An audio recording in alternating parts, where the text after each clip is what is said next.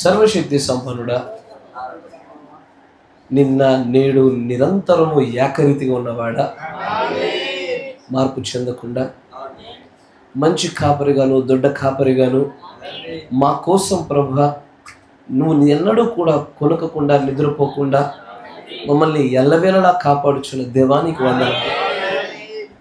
మరొకసారి అనేకమైనటువంటి ఇరుకుల్లో నుంచి, ఇబ్బందుల్లో నుంచి, ప్రమాదాల్లో నుంచి, మా యొక్క వ్యక్తిగతమైనటువంటి నిర్ణయాల నుంచి మమ్మల్ని కాచి కాపాడి మరొకసారి సజీవముగా ఈ సజీవుల మధ్యలో సజీవమైనటువంటి సంఘములో సజీవము కలిగిన వాక్యం బోధించుచున్న చోట మమ్మల్ని నిలబెట్టినందుకు నీకు వందనాలు ప్రభు. దయచేసి ప్రాముఖ్యమైన ఘట్టంలోకి వచ్చి ఉండగా మా అందరితో కూడా మీరు మాట్లాడండి నాయన. మా హృదయాలతో మాట్లాడగలిగేటువంటి వారు నీ ఒక్కడవే ప్రభు. మనుషులు మాట్లాడే మాటలు మా యొక్క మెదడులోనికి వెలుచున్నవి, కానీ మా హృదయాలలో నిక్షిప్తము చేయబడినటువంటి మాటలు నీ యొద్ద మాత్రమే ఉన్నాయి నాయన.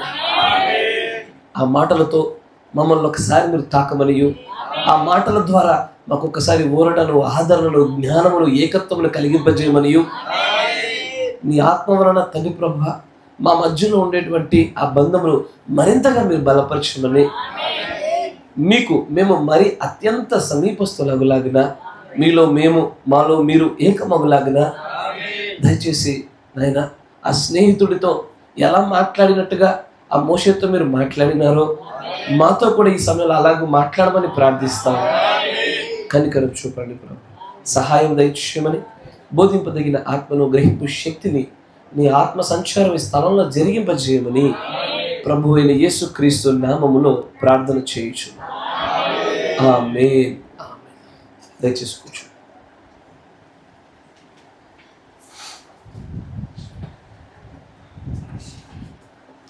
Praise the lord.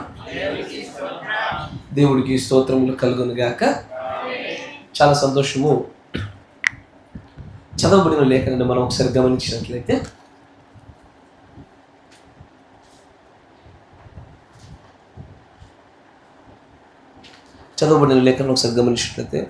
మనకైతే దేవుడు వాటిని తన ఆత్మ వలన బయలుపరిచి ఉన్నాడు. ఆ ఆత్మ అన్నిటినీ దేవుని మర్మములను కూడా పరిశోధించుచున్నాడు. ఒక మనుష్యుని సంగతులు అతనిలోనున్న మనుష్యాత్మకే గాని మనుష్యులలో మరి ఎవనికి తెలియను? అలాగే దేవుని సంగతులు దేవుని ఆత్మకే గాని మరి ఎవనికి తెలియదు. దేవుని వలన మనకు దయచేయబడిన వాటిని తెలుసుకొనుటకై మనము లౌకికాత్మను కాక దేవుడి యొద్ద నుండి వచ్చు ఆత్మను పొంది ఉన్నాము. జాగ్రత్తగా గమనించండి. 1 కొరింథీ 3:13 నుంచి, మనుష్య జ్ఞానము నేర్పు మాటలతో గాక ఆత్మ సంబంధమైన సంగతులను ఆత్మ సంబంధమైన సంగతులతో సరిచూచుచు ఆత్మ నేర్పు మాటలతో వీటిని గురించి మేము బోధించుచున్నాము. ప్రకృతి సంబంధి అయిన మనుష్యుడు దేవుని ఆత్మ విషయములను అంగీకరింపడు. అవి అతనికి వెర్రితనముగా ఉన్నవి. అవి ఆత్మానుభవము చేతనే వివేచింపదగును గనుక అతడు వాటిని గ్రహింపజాలడు. ఇక్కడ రాయబడినటువంటి సంగతులను మీరు చూసినట్లయితే పౌలు గారు మాట్లాడుతూ ఆయన అంటారు, 2 రకములైన మనుష్యుల గురించి ఆయన ప్రస్తావిస్తూ ఒకరు ఆత్మ సంబంధమైన మనిషి, మరొకరు ప్రకృతి సంబంధమైన మనిషి. ఈ ప్రకృతి సంబంధమైన మనిషికి ఉండే ఆత్మ వేరు, ఆత్మ సంబంధంగా చూస్తున్న వ్యక్తి యొక్క ఆత్మ వేరు. ప్రకృతి సంబంధంగా ఉండేవాడికి లౌకిక ఆత్మ అనే ఒక ఆత్మ అప్పచెప్పబడింది. దాన్ని ఇంగ్లీష్లో ద స్పిరిట్ ఆఫ్ వరల్డ్ అంటే ఈ ప్రపంచం యొక్క ఆత్మ అని రాయబడింది. అలాగే ఆత్మ సంబంధమైన మనిషికి దేవుని యొక్క ఆత్మ అనుగ్రహించబడింది. వీరిరువురి మధ్యలో ఎంత వ్యత్యాసం ఉంటుందంటే, ఈ భౌతికమైన విషయాలు ఈ ఆత్మ సంబంధమైన వ్యక్తికి అర్థం కావు. ఆత్మ సంబంధమైన వ్యక్తి చేసే పనులు, క్రియలు, మాటలు ఈ భౌతిక సంబంధమైన వ్యక్తికి అర్థం కాదు. నువ్వు ఎంత నిశితంగా పరిశీలించినా ఎందుకు ఈ భౌతికమైన వ్యక్తి కొన్ని విషయాలకు అధిక ప్రాధాన్యత ఇస్తున్నాడు, మరికొన్ని వాటిని అసలు పట్టికలేనట్టుగా పరిగణలో కూడా తీసుకోకుండా పక్కన పడేస్తూ ఉన్నాడు. ఈ విషయాలు ఆత్మ సంబంధం మనిషికి ఎప్పటికీ బోధపడవు. ఆత్మ సంబంధమైన మనిషిని పట్టుకోగలగాలంటే ఆ లౌకికాత్మ కలిగినటువంటి భౌతికమైన వ్యక్తి లౌకికాత్మను వదిలివేసుకొని దేవుడు ఆత్మను పొందుకోవాలి. అంటే ఇక్కడ దేవుడు ఏం చెప్తా ఉన్నాడంటే అసలు సంగతులను గ్రహించడానికి, ప్రత్యక్షత పొందుకోవడానికి కూడా ప్రత్యేకమైన ఆత్మల అవసరం. ఈ లోక జ్ఞానం ఎక్కువగా ఉందా అంటే నీకు లౌకికాత్మ చాలా ఎక్కువగా వచ్చినట్లే. ద స్పిరిట్ ఆఫ్ వరల్డ్ నీకు బాగా ఎక్కువగా వచ్చినట్లు. లేదు ఈ లోక విషయంలో వెర్రివాడిగా వెర్రిదానిగా ఎంచబడుతున్నావా? దైవ సంబంధమైన కార్యాలను బాగా చూడగలుగుతున్నావా? నీలో లౌకికాత్మ కంటే ఎక్కువగా దేవుని ఆత్మ ఉన్నట్లు. ఆమేన్. ఇక్కడ ఒక దానితో ఒకటి చూస్తూ ఉంటే ఎలా కనబడుతున్నాయి? రెండు భిన్నమైనవి వేరు వేరు విధానాలు కనబడతా ఉన్నాయి. ఆమేన్. కానీ ఒక రీతిగా చూడాలంటే ప్రకృతి సంబంధమైన మనిషికి ఆత్మ సంబంధమైన మనిషి ఎన్నటికీ అర్థం కాడు. ఇది స్పష్టమైన విషయం. కానీ ఆత్మ సంబంధమైన మనిషికి ఆత్మ సంబంధమైన సంగతులు అర్థమవచ్చు. ప్రకృతి సంబంధమైన మనుషులను కూడా వివేచించే శక్తి ఉంటుంది. కరెక్టేనా? ఈ లోకంలో ఉన్న వ్యక్తి అతనికి తెలీదు నీతో ఎలా మాట్లాడాలో, లోకంలో ఉన్న వ్యక్తితో ఎలా మాట్లాడాలో తెలియదు. అందరితో ఒకే రకంగా మాట్లాడతాడు. కానీ నీకు తెలుసు నీ సాటి సహోదరుతో ఎలా మాట్లాడాలి, లోకంలో ఉన్నవాడితో ఎలా మాట్లాడాలో కూడా. దేవుడు అంటే తెలిసిన వారితో తెలియని వారితో కూడా ఎలా మాట్లాడాలో నీకు తెలుసు. అంటే ఆత్మ లౌకిక ఆత్మను గూర్చైనా సరే వివేచన అనుగ్రహించేదై ఉంది. ఇది ఒకదానితో ఒకటి విభేదిస్తున్నట్టుగా కనబడుతుంది. కానీ ఆత్మ సంబంధమైన మనుష్యుడి యొక్క కోణం గుండా చూస్తే మాత్రము ఆ రెండింటి మధ్యలో సమన్వయ ప్రత్యక్షతను పట్టుకోగలిగించేది. ఆమేన్. జాగ్రత్తగా వచ్చింది. నేను నేరుగా వర్తమానంలోకి వెళ్ళిపోతా ఉన్నాను. ఇదివరకు పోయిన వారంలో మాట్లాడిన అదే వర్తమానాన్ని కొనసాగిస్తూ ఉన్నాను. వర్తమానం అంశం పేరు పారాడాక్స్. పారాడాక్స్ అంటే నమ్మలేని నిజం. నిజమేనా? నమ్ముతారా? నమ్మలేని నిజంగా ఎట్లా నమ్ముతున్నారు? ఇంతగా నమ్ముతున్నారా నమ్మట్లేదా? నమ్మలేనిదిగా. నమ్మలేదు కాబట్టి అబద్ధం వద్దా? కాదు, నిజమే. ఆ మాట కూడా అలాంటిదే. అందుకే మొట్టమొదటిగా కొన్ని పునాదుల గురించి ఒక 5-10 నిమిషాలు వృత్తాంతము నేపథ్యాన్ని వేస్తూ ముందుకు సాగిపోదాం. నేరుగా అసలు పారాడాక్స్ గురించి దేవుడు తన ప్రవక్త ద్వారా ఏం చెప్తున్నాడో చూద్దాం. 61-1-10 కొద్ది సంగతులు చూద్దాం. 61-1-10 దానిలో 84వ పేర చూడండి. 84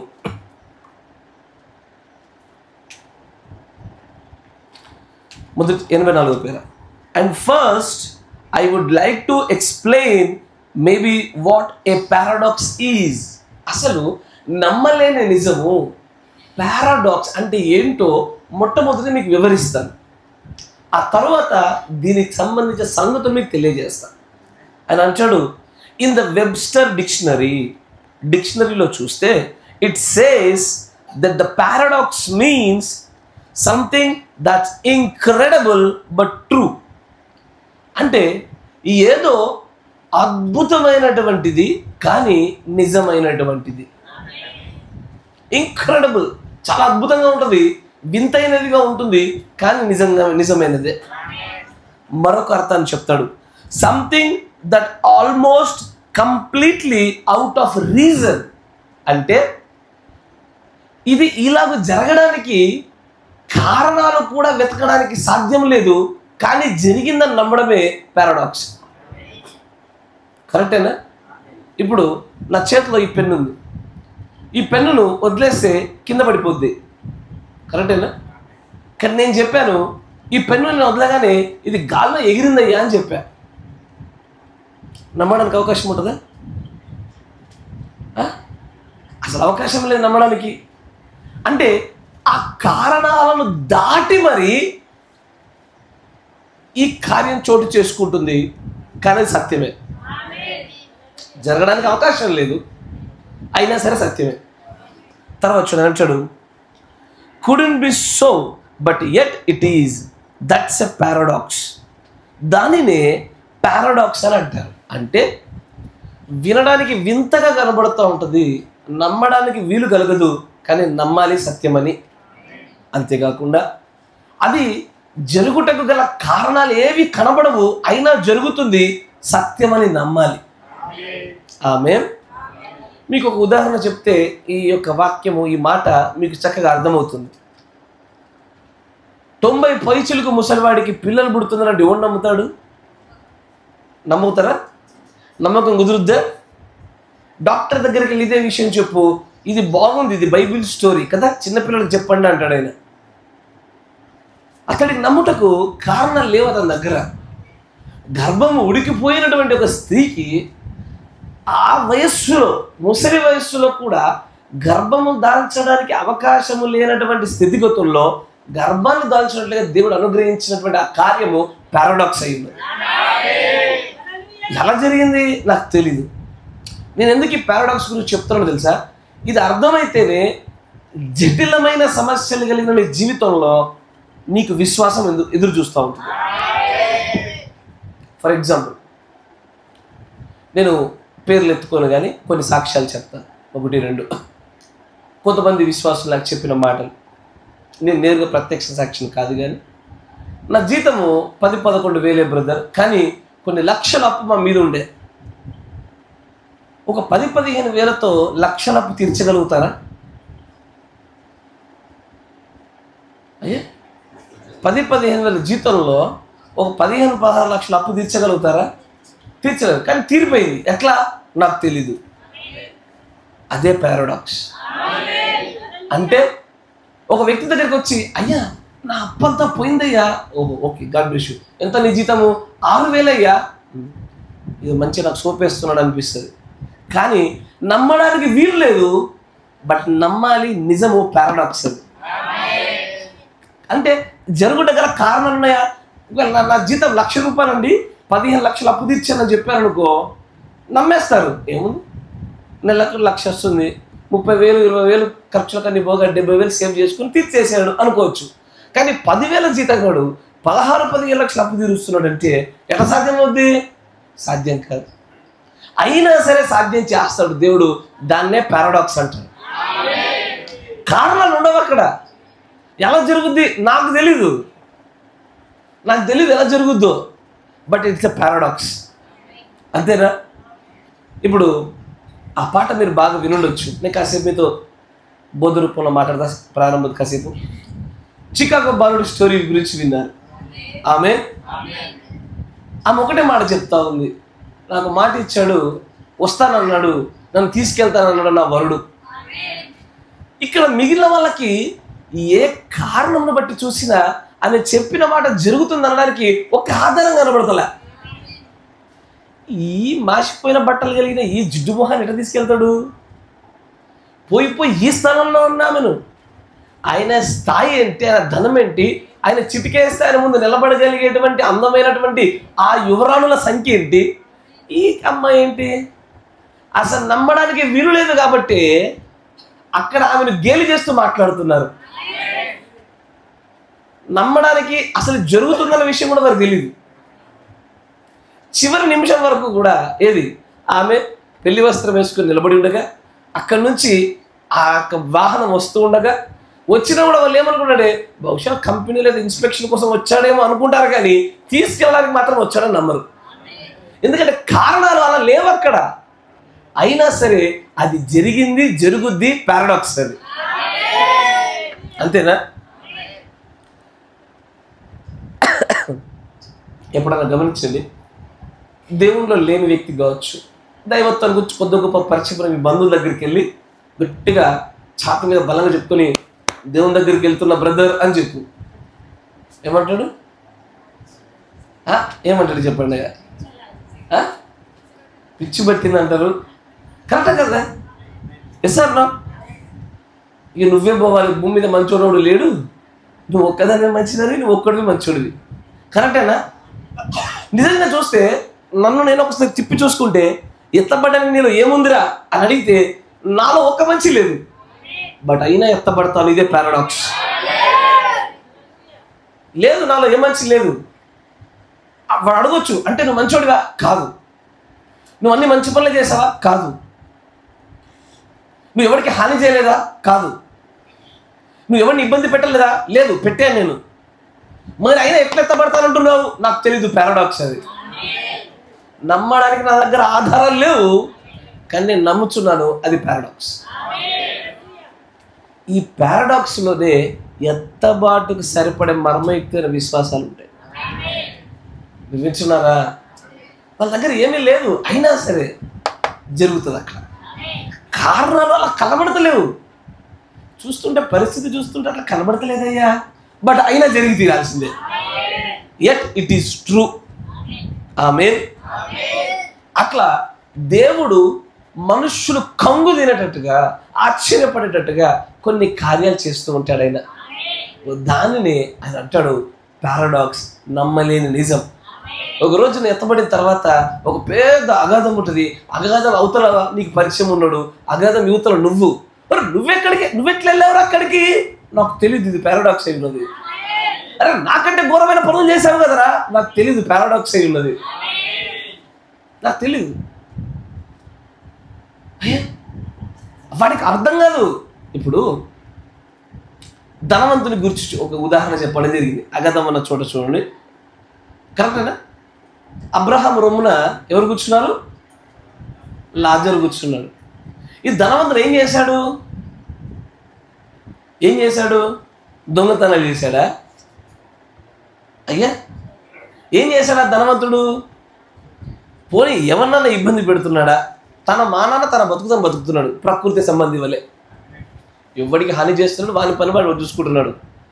అయితే ఇద్దరి మరణాంతరము కాలం అనే తెరవతలో చూసేసరికి అబ్రహాం రొమ్మున లాజరు చూడగానే అసలు వీడు అక్కడ కూర్చోడానికి ఏం చేశాడు వీడు? ఈయనకి ఎవరు వివరించాలా? వివరించడానికి కూడా అక్కడ ఏం లేదు. ఒక్కటే ఒక మాట, దేవుడి కృప. అంతే. ఏముంది అక్కడ? ఏం చేశాడు లాజరు?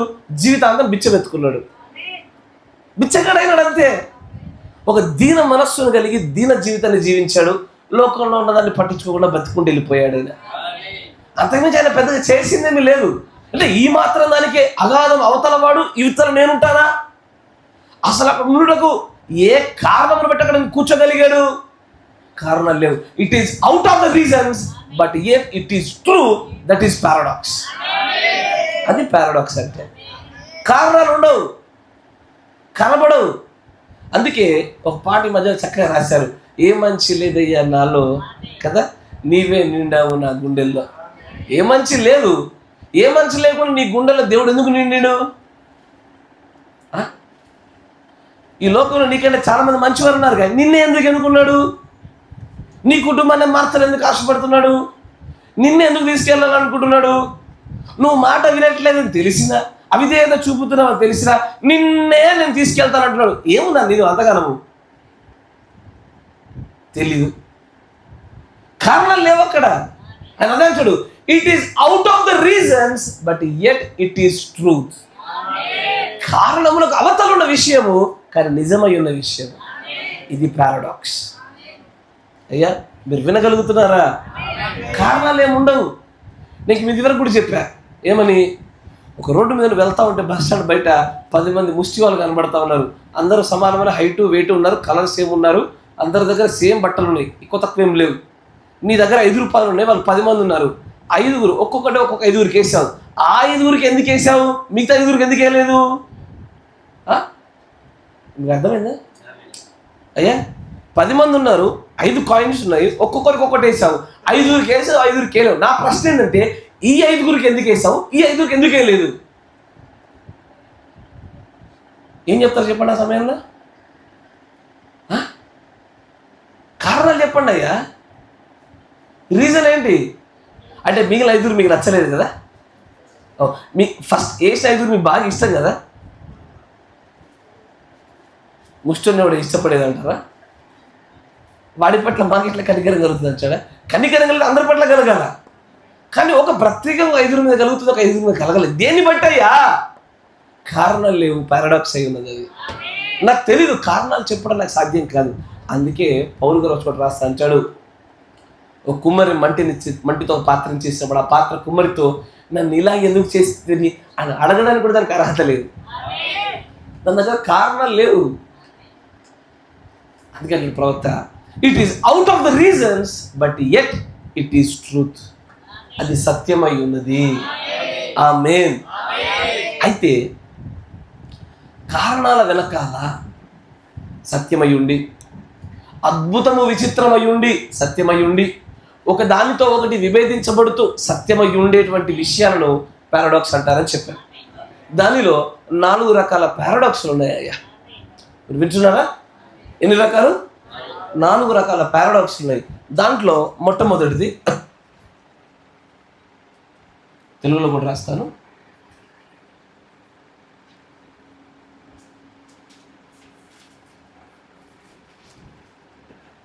హైదరాబాద్లో ఏదైతే మిస్ అయిందో ఆ మిస్ అయిన వాటిని చెప్తా ఉన్నా, జాగ్రత్తగా వినండి. అంటే సృష్టి మరియు నియమాల నమ్మలేని నిజం.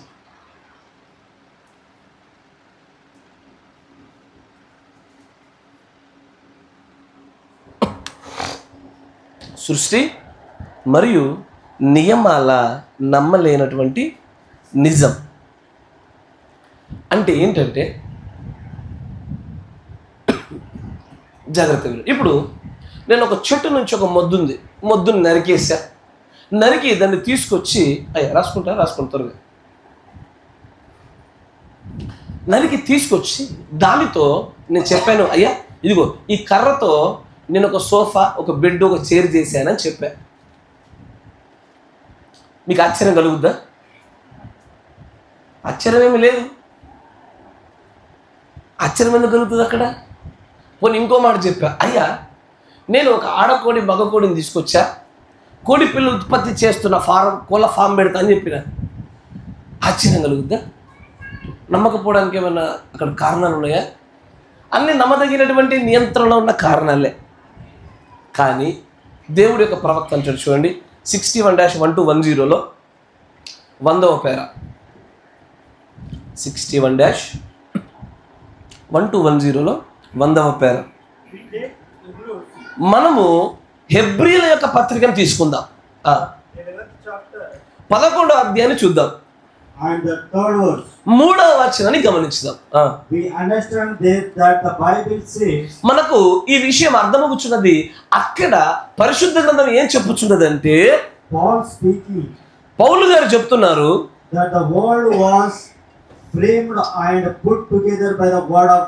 జాగ్రత్తగా వినండి అయ్యా, ఈ ప్రపంచము వాక్యము చేత నిర్మాణము చేయబడి ఒక చోట అమర్చబడి ఉన్నది అన్నాడు ఆయన. ఏంటది? ఈ ప్రపంచము నిర్మాణము చేయబడి ఒక చోట అమర్చబడింది. దేని చేత అంటే వాక్యము చేత. మంచిగా గమనించాలి. చిన్నపిల్లలు అక్కడ ఇసుకలు ఆడుతుంటే చూడండి, ఎప్పుడన్నా మీరు గమనిస్తే ఇసుకలోనే కొంత మట్టిని ఇటు తీసి, కొంత మట్టిని ఇటు తీసి, కొంత నీళ్లు పోసి చిన్న ఇల్లులాగా చేసుకొని ఏదో ఆటలు ఆడుతూ ఉంటారు. ఏదో ఒక నిర్మాణం చేయాలంటే పదార్థం కావాలి, ఆ నిర్మాణానికి తగినటువంటి మెటీరియల్ ఉండాలి. కానీ ఇక్కడ దేవుడి యొక్క వాక్యంలో చూస్తే వాక్కు చేత సృష్టి జరుగుతున్నది. ఇది పారాడాక్స్. ఇది మనుషులకు అర్థం కాదు. సైన్స్ కూడా దీన్ని ఎన్నటికీ నిరూపించలేదు. ఇది విచిత్రంగా ఉంది, కానీ నమ్మాల్సిందే. దేవుడు చూశాడు, వెలుగు కలుగును గాక. అది కలిగిందా? ఇది మాట పదార్థ రూపాన్ని దాల్చింది. పదార్థ రూపాన్ని ధరిస్తే విచిత్రమేమీ లేదయ్యా. కానీ అదే పదార్థము శబ్దములో నుంచి వస్తుంటే అది విచిత్రము. ఇది నమ్మడానికి వీల్లేదు, కుదరని సంగతి. కరెక్టేనా? ఇదే మాట ఎక్కడ కనబడుతుంది? సహోదరి హిట్టిరెడ్ దగ్గర కనబడుతుంది కదా. ఆమె దగ్గరకు వచ్చినప్పుడు మనం సోదరుడు చెప్పు అనగానే, అమ్మ నేను వేటాడుతుండగా ఉడతలు కలుగునుగా నన్ను కలిగింది. అదొక అద్భుతమైన పారాడాక్స్. నమ్మడానికి ఈ ప్రపంచంలో ఈ సంఘం దాటి బయట ఒక వ్యక్తికి చెప్పు, ఇంకోసారి నేను కలవను ఆయన అంటున్నాడు. నమ్మడు. ఎందుకంటే ప్రకృతి సంబంధి. ఆత్మ సంబంధి అయిన వాడే ఈ నమ్మలేని నిజాన్ని పారాడాక్స్ పట్టుకోగలుగుతాడు. అరే మాటతో సృష్టి ఎట్లా జరుగుద్దయ్యా? పదార్థం చేత పదార్థం చేయి, నమ్మడానికి ఈజీగా ఉంది, కారణాలు ఉన్నాయి, సైన్స్లో కూడా కొద్ది గొప్ప ఆధారాలు దొరుకుతున్నాయి. మాట పలికితే అంతేనా? జాగ్రత్తగా వినండి. కానీ ఈ పారాడాక్స్లో నుంచి ఆదిలో ఆదాము అవ్వను పక్కకి జారిపోయారు. వారు పిల్లల్ని పుట్టించాలి. ఎలా పుట్టించాలి? పారాడాక్స్ ద్వారా. ఆమేన్. పారాడాక్స్ ద్వారా పలికితే పిల్లలు గర్భాన్ని దాల్చి పిల్లల్ని కలగలగాల. కానీ వారు పారాడాక్స్ నుంచి పక్కకి జారిపోవడం వల్ల జంతువుల యొక్క ఉత్పత్తి క్రమాన్ని మనుషులు అలవరుచుకున్నాడు అంటాడు ప్రవక్త. దేవుడు ఎలాంటి ఒక పారాడాక్స్ సృష్టించాడో అలాంటి నమ్మలేని ఒక నిజాన్ని మనుషులు చేయాల. ఇప్పుడు నేను ప్రశ్న అడుగుతా. ఆదాము అవ్వలలో ఆదాము అమ్మాయి కలుగును గాక అబ్బాయి కలుగును గాక అంటే ఏం కావాలా? కలగాల. అంటే నేరుగా వచ్చి పిల్లలు చేతిలో పుడతారా లేదా గర్భంలో పడతారా? మళ్ళీ మంచి వినాలా? నేరుగా చేతుల్లోకి వస్తారా గర్భంలో పడతారా? చేతుల్లోకి వస్తారా? నేరుగా పుడతారా? ఆలోచన చేయండి కాసేపు. కలుగును గాక అని దేవుడు పలికినట్టుగానే ఆదాము పలికితే చేతుల్లోకి వస్తాడా లేదా గర్భంలో పడతారా? గర్భంలో పడతారా? ఇక్కడ కూడా పారాడాక్స్ చేస్తున్నాం మనం కూడా. అటంటే ఇటు ఇటంటే అటు. అక్కడ గమనించండి, స్త్రీకి దేవుడిచ్చిన శిక్షకుడు నీ ప్రసవ వేదికను కొత్తగా పుట్టిస్తానలే, హెచ్చిస్తానన్నాడు. అంటే హెచ్చిస్తానంటే ముందు నుంచే ఉన్నట్టు. నీ ప్రసవ వేదన ఏం చేస్తుంది? అది కాదండి అని క్వశ్చన్ మార్క్స్ వేసి కనబడుతూ ఉంటాయి. చూడండి వాక్యంలో ఎంజాయ్ చేద్దాం. ఆయన స్త్రీతో నీ ప్రసవమును నీ గర్భవేదనను ప్రారంభిస్తా అనలే, మిక్కిలి హెచ్చిస్తా. అరే మిక్కిలి హెచ్చించాలంటే తక్కువ ఉండాలి, అది ఉండాలి. It has to be there. ఖచ్చితంగా ఉండి తీరాల. అలాగే వాక్కుతో గర్భం దాల్చడం జరగాల. అట్లా ఎట్లా జరుగుతుంది బ్రదర్? సాధ్యమవుతుందా? వాక్కు చేత. యేసు ప్రభు జన్మ అట్లే జరిగింది. యేసు ప్రభు జన్మ తెలుసా? కన్యక గర్భవతి అయి ఒక కుమారుని కరును, ఇది దేవుడు మీకు ఇచ్చి సూచన. ఈ వాక్కు చేతే ఆమె గర్భాన్ని ధరించింది. ప్రసవ వేదన పడ్డదా లేదా? పడ్డది. కానీ ఈ వాక్యే అక్కడ మూల విత్తనంగా మార్చబడి గర్భాన్ని దాచింది. మీరు వింటున్నారా? అందుకే అంటాడైనా ఆదిలో దేవుడు అనాది సృష్టికి మునుపు ఏ పారాడాక్స్ అయితే పుట్టించి వాక్కు చేత పదార్థాలను సృష్టిస్తున్నాడో ఈ రోజున మనుషులు దాన్ని కోల్పోయారు. కానీ దేవుడికి స్తోత్రం, మరలా అదే కార్యాన్ని ఈ గడియ వర్తమాని కూడా ఒక పరిచయం చేశాడు. అని అంచాడు, నువ్వు పలుకు, పలుకు. ఉదాహరణకు ఆలోచించు, జస్ట్ మేము పరీక్షించడానికి. అరే షమ్ పలుకురా, లేవు మనలే, కూర్చో, పలుకురా ఉడతా కలుగున్నట్లుగా. ఏమిరే నమ్మాలంతే. అంటే ఇవి మూడో విడుపులో జరిగే అద్భుతమైన కార్యాలు ఈ కాలంలో. ఇది అనుమతించబడిన కొంత ప్రత్యేకమైన వర్గంలో, ప్రత్యేకమైన పర్పస్లో, ప్రత్యేకమైన ప్రజల్లో మాత్రమే జరుగుతుంది. దేవుడి ప్రజలైనను ప్రత్యేకమైన పరిస్థితుల్లో చోటు చేసుకుంటుంది. అది థర్డ్ పుల్లో, ద ఫైనల్ స్క్వీజ్ లో అత్యద్భుతంగా జరిగే కార్యం అది. ఇప్పుడు థర్డ్ పుల్లో ఉన్న మూడో విడుపులు ఉన్నాం కాబట్టి ఇప్పుడు జరుగుద్దా? ఎప్పుడు పడితే అప్పుడు పిలిస్తే జరగడానికి అది నీ నా పుల్ కాదు, థర్డ్ పుల్ అది. అయ్యా నీ నా లాక్కుంటు కాదు, దేవుడు లాగితే జరగాలి. కానీ అనాదిలో ఉన్నటువంటి ఆ పారాడాక్స్ చూడండి. దేవుని ప్రవక్త అంటాడు, అంటాడు, the world was framed and put together by the word of God. A paradox. ఒక మాటతో పదార్థాలు కలగడం ఏందయ్యా? చిన్నప్పుడు అయ్యా చిన్నప్పుడు టీవీ ఎప్పుడు చూసారా? చూసిరా లేదా? ఇట్లాంటి వాటికి ఆమెను ఎందుకు చూసామని రాదు? ఇదో పనికి మళ్ళీ మాట, దానికి ఆమెనొద్దు, చూసామని అలా చూసారుగా. అప్పుడు చూస్తే అది ఎట్లుంటుందంటే వాడు దుష్టుడు ఈ పారాడాక్స్ని కాపీ కొట్టే ప్రయత్నం చేస్తాడు అన్ని చోట్ల. చిన్నపిల్లంటాడు ఓం బిం బిం బిష్ అనగానే ఇక్కడ ఏదో కనబడుతుంది, కరెక్టేనా? ఆడేం చేస్తున్నాడు? దుష్టుడు కాపీ కొట్టి చూపిస్తున్నాడు అందరికీ. ఏమని? పారాడాక్స్ ద్వారా సృష్టించే విధానాన్ని. వాడు చేయలేడు కదా అని, అందుకే కాపీ కొడుతున్నాడు. అంతేనా? ఇంకేముంటుంది? ఇప్పుడు ఈ మధ్యకాలంలో కార్టూన్స్లో ఒక మాట వస్తుంది, ఏందో తల్లి మొన్న కాదు ఏదది గట్టి. ఒకప్పుడు మనం చిన్న ఉన్నప్పుడు అబ్రక దబ్రా అన్నట్టుగా ఇప్పుడు అదొకటి కొత్తగా ఫేమస్ అయింది. చీమ్ టపాక డమ్ డమ్ అంటే ఉప్పు అతడు కనబడుతుంది కదా. చీమ్ టపాక డమ్ డమ్ ఐస్ క్రీమ్ అంటే ఐస్ క్రీమ్ వస్తుంది. ఇట్లా ఈ రోజున అట్లా తయారైంది. దుష్టుడికి ఆ కార్యం చేయడం రాదు కాబట్టి వాడు కాపీ కొట్టే ప్రయత్నాలు చేస్తూ ప్రజల్ని, చిన్నపిల్లలు చిన్నప్పటి నుంచి వాడు ఏం చేస్తాడంటే మభ్య పెడతా ఉన్నాడు. చిన్నప్పటి నుంచి వాళ్ళ బ్రెయిన్లలో ఇరికిస్తున్నాడు. దుష్టుడు సృష్టి చేయగలుగుతాడు అది. కానీ చీమ్ టపాక డమ్డం లేదు, అబ్రక దబ్ర లేదు. దేవుని ఆత్మ సంబంధుడు వై నువ్వుండి, ఆత్మ కలిగిన మనుషుడు వై ఉండి, నిజంగా దేవుడి శక్తి అనుమతి నీకున్నప్పుడు కలుగును కాకంటే ఏదైనా కలుగుద్ది అక్కడ. ఆ పారాడాక్స్ అక్కడ ఉత్పత్తి అయి తీరాలి. కానీ అక్కడ అంచాడు, ఆలోచన చేయండి అయ్యా, ఊహల్లో ఒకసారి వెళ్ళి చూడండి. నేను పలికితే జరుగుద్దా? అసలు ఒక మనిషి పలికితే జరగడం ఏంటయ్యా? కొన్ని పదార్థాలు పలికితే జరగడం ఏంటి? కెమెరా ఇటు జరగలే, అది అన్నీ ఉంది, నన్నే చూస్తుంది. ఇంకా అది వింటున్నారా? ఒకవేళ జరుగు అంటే జరిగిందనుకో, మీరు ఒక్కరైనా కూర్చోరిగా. అయితే ఏదో ఒకటి అనుకుని వెళ్ళిపోతారు. ఇక్కడికి వెళ్ళి దేవుడా అనుకుని ప్రార్థన చేస్తారు, లేదా గుండెలు గుబేలెత్తుతాయి, ఏదో ఒకటి జరుగుతుంది. అంటే అది సహజాతీతమైన కార్యం కదా. సాధారణంగా వచ్చి ఉత్తిగా జరిగేది కాదు. తర్వాత ఇంకొచ్చి ముందుకు ఆయన అంటాడు, a word could speak and out, the word would form material things. ఒక మాట ఉచ్చరించబడినప్పుడు, పలకబడినప్పుడు అది పదార్థ రూపాన్ని దాలుస్తుంది. చూసారా?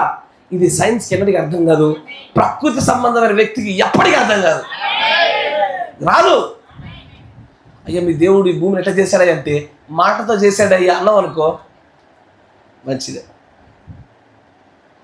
మాటతో చేశాడంటే మంచిది, గాడ్ బ్లెస్ యు బ్రదర్ అంటున్నాడు. ప్రకృతి సంబంధమైన వ్యక్తికి అర్థం కాదు, కానీ ఆత్మ సంబంధమైన వ్యక్తి దీన్ని చూడగలుగుతాడు. It's a paradox. ఇది నిజము కానీ విచిత్రము, కారణంలో బయట అవతరణ ఉన్న విషయం ఇది. ఆమేన్. తర్వాత చూడండి అంటాడు, so that the things that do appear was made out of the things that does not appear. అదృశ్యమైన వాటి చేత దృశ్యమైనవి కలిగాయ్యా. ఇదే ఆ పారాడాక్స్ అంటాడు ఆయన. అంటే కంటికి కనబడే పదార్థాలు కంటికి కనబడని ప్రపంచంలో ఉండే పదార్థాలతో తయారు చేయబడ్డాయి. ఇది పెద్ద పారాడాక్స్. ఈ ప్రపంచంలో ఎవరికి అర్థం కాని విషయం ఇది. నేను చెప్పేది ఇదివరకు గుర్తుందా? మొట్టమొదటిసారిగా చంద్రుని వరకు వెళ్ళినటువంటి కొంతమంది వ్యోమగాములు మాట్లాడిన మాట నేటికి యూట్యూబ్లో వినబడుతుంది. I could see no God here అన్నాడు ఆయన. ఆ మాట ఇప్పటికి రికార్డ్ అయింది. అలా నాకు ఇక్కడ ఏం దేవుడు కనబడతలేడు అన్నాడు. ఊరి పిచ్చివాడ, పదార్థ రూపంగా చూసినప్పుడు నీకు ఎన్నటికీ దేవుడు కాదు, దయ్యం కూడా కనబడదు. ఎందుకంటే దయ్యాలు కూడా ఆత్మ సంబంధమైన ప్రపంచంలోనివే, కనబడవు అవి నీకు. కానీ అదృశ్యమైన ప్రపంచాల్లోకి వెళ్ళినప్పుడు సమస్తము కనపరచబడుతుంది. అలాగే జరగాలంటే నీవు లౌకిక ఆత్మలు కలిగిన ప్రకృతి వ్యక్తిగా నుంచి ఆత్మ సంబంధ వ్యక్తిగా మలచబడాలా. ఆయన అందుకే అంచాడు, ఏది నిజంగానే నమ్మనే నిజం దేని విషయంలో? సృష్టిలో, దాని నియమాలలో. ఆమేన్. Praise the Lord. ఇప్పుడు సృష్టిని చూసాం, ఏది మాట చేత పలికిన పారాడాక్స్. ఇప్పుడు నియమాలలో చూద్దామా? నియమాలలో అయ్యా ఇది చూడండి. దీన్ని నేను 1,00,000 సార్లు వేసిన కిందే పడుతుంది. ఎందుకని? దాని నియమం అంతే. ఇంతకీ ఈ నియమాన్ని ఏమనిషి పెట్టాడు? దేన్ని ఆధారం చేసుకుని పెట్టాడు? ఒక వస్తువు కింద పడేటప్పుడు కూడా దానికి నిర్దిష్టమైన వేగంతో పడుతుంది అది. ఈ వేగాన్ని ఎవరు నియమించారు? యోబు గ్రంథంలో మాట రాయబడుతుంది, సముద్ర తరంగాలకు ఆ ఇసుకను, మట్టిని హద్దుగా నియమించాడు. ఎవరు నియమించారు? నిరూపించండి. దేవుడు అన్నారుగా, నిరూపించండి. Prove me. అయ్యో నేను చూపించలేనయ్యా, పారాడాక్స్ అది. నమ్మడానికి వీల్లేదు, ఆధారాలు చూపించలేను. అది నమ్మలేని నిజమై ఉన్నది. ఎదుటో అంటాడు, నేను నమ్మట్లే, నువ్వు అయినా నిజమై ఉన్నది. అదే నమ్మలేని నిజము, పారాడాక్స్. ఆడు నమ్మొద్దు, మన నిజం అనాలి, అక్కడే నమ్మలేని నిజం ఏర్పడ్డది. Praise the Lord. మరొక చోట దేవుడి యొక్క ప్రవక్త అంటారు, ఇది ఈ సృష్టి యొక్క విషయంలోనే అని అంటాడు, ఈ భూమి మీద ఉండే నీళ్లు, సముద్రాన్ని మీరు చూస్తుంటే వాటికి తరంగాలు వస్తూ ఉంటాయి కదా, అలలు వస్తూ ఉంటాయి. సముద్రంలో ఈ అలలకు గల కారణాలు చాలా ఉంటాయి. ఒకటి, ఆ సముద్రంలోని భూభాగాల్లో ఏదన్నా కదలికలు వస్తే అలలు వస్తాయి భూభాగంలో. కానీ మెజారిటీ అన్నిటికంటే ఎక్కువ కారణం ఏంటంటే చంద్రుడు కారణం. చంద్రుడు ఎక్కడున్నాడు? లక్షల కిలోమీటర్ల దూరంలో ఉన్నాడు ఆయన. అక్కడెక్కడో ఉన్న ఆయన వల్ల ఈ భూమి మీద ఉండే నీళ్ళ మీద తరంగాలు ఏర్పడుతున్నాయి, సముద్రాలలో, నదులలో, అక్కడిక్కడ. తెలిసేది అసలు ఆయనకి దీనికి ఏం సంబంధము? ఆయన ఎక్కడున్నారు? నేను ఈ మధ్యనే ఒక శాస్త్రవేత్త చెప్పిన ఒక మాట విన్నా. ఇప్పుడు చూడండి,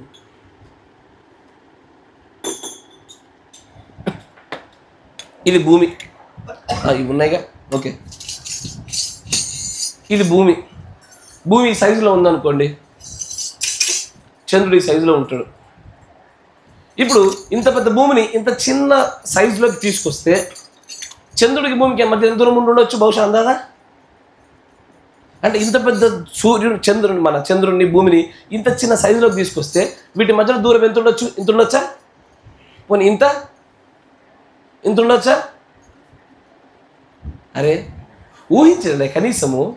ఎందుకంటే ఇక్కడ నుంచి ఇక్కడిలో ఉన్న నీటిపైన, అలలపైన దీని యొక్క ప్రభావం కనబడాల. ఎంతవరకు? ఇంత ఉండొచ్చా? పోనీ లేకపోతే ఇక్కడ నుంచి శంగళం దూరం ఉండొచ్చా? ఎరా చదువుతున్న పిల్లలు, మాకేం తెలిసిపోతా చంద్రుడు మేము కనిపెట్టినామా? ఆయన అంటాడు, ఆ శాస్త్రవేత్త, ఇక్కడ నుంచి మొదలు పెడితే వసంతగ్రహ దూరంలో ఉంటుంది చంద్రుడు. ఈ సైజు భూమిలోకి, ఈ సైజు చంద్రుడికి వాటి మధ్యలో దూరము అంత దూరంలో ఉంటుంది చంద్రుడు. అక్కడెక్కడో ఉండే ఆ చంద్రుడికి, ఇక్కడుండే భూమి మీద నీళ్ళకి ఈ గురుత్వాకర్షణ శక్తి ద్వారా ఆ అలలు ఏర్పడుతున్నాయి. చూసారా? ఇది ఎవ్వరూ నియంత్రించలేనిది, వివరించలేనిది. ఇది సృష్టిలో నమ్మలేని నిజము, పారాడాక్స్ అన్నాడు ఆయన. Praise the Lord. నమ్మడానికి వీల్లేదు, but yet it is true. ఆమేన్. Praise the Lord. ఇది మొదటిది. రెండోది చూపిద్దాం. రెండోది ఏంటి అంటే పారాడాక్స్ ఆఫ్ మిరకిల్ కదా.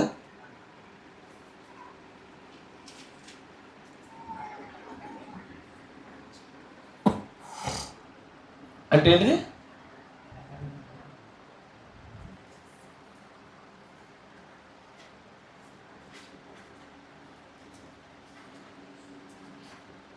నమ్మలేని అద్భుతాలు.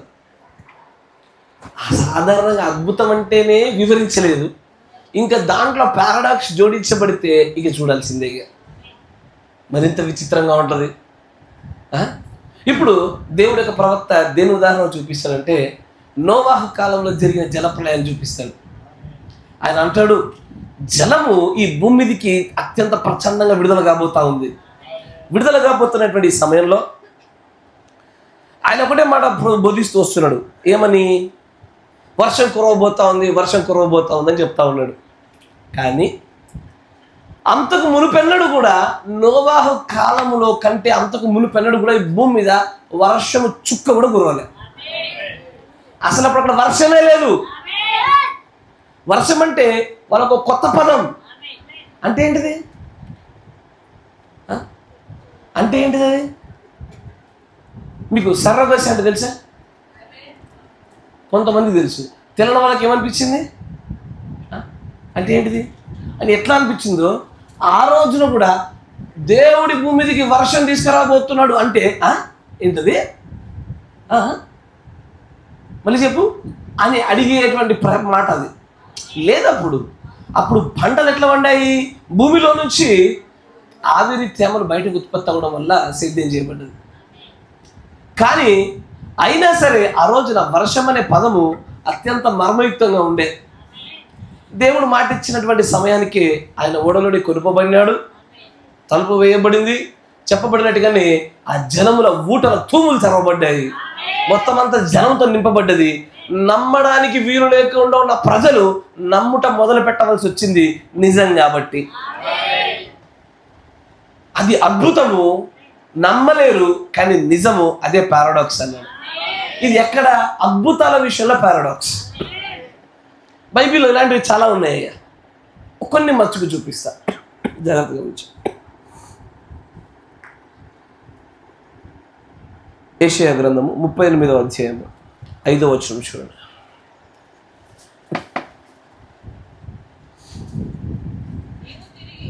నీవు తిరిగి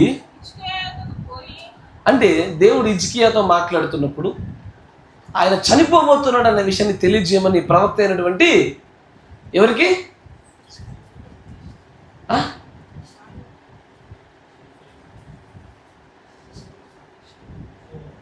యెషయా ప్రవక్తకి చెప్పిరా పో అన్నాడు.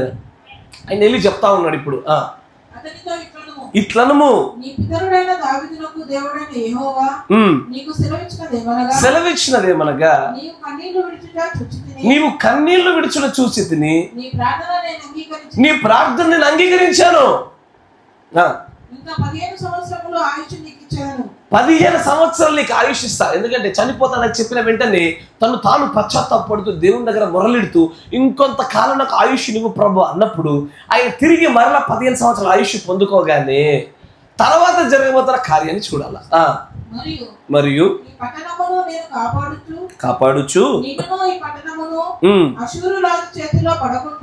పడకుండా విడిపించదును, నెరవేర్చుననుటకును ఇది నీకు యెహోవా వలన కలిగిన సూచన.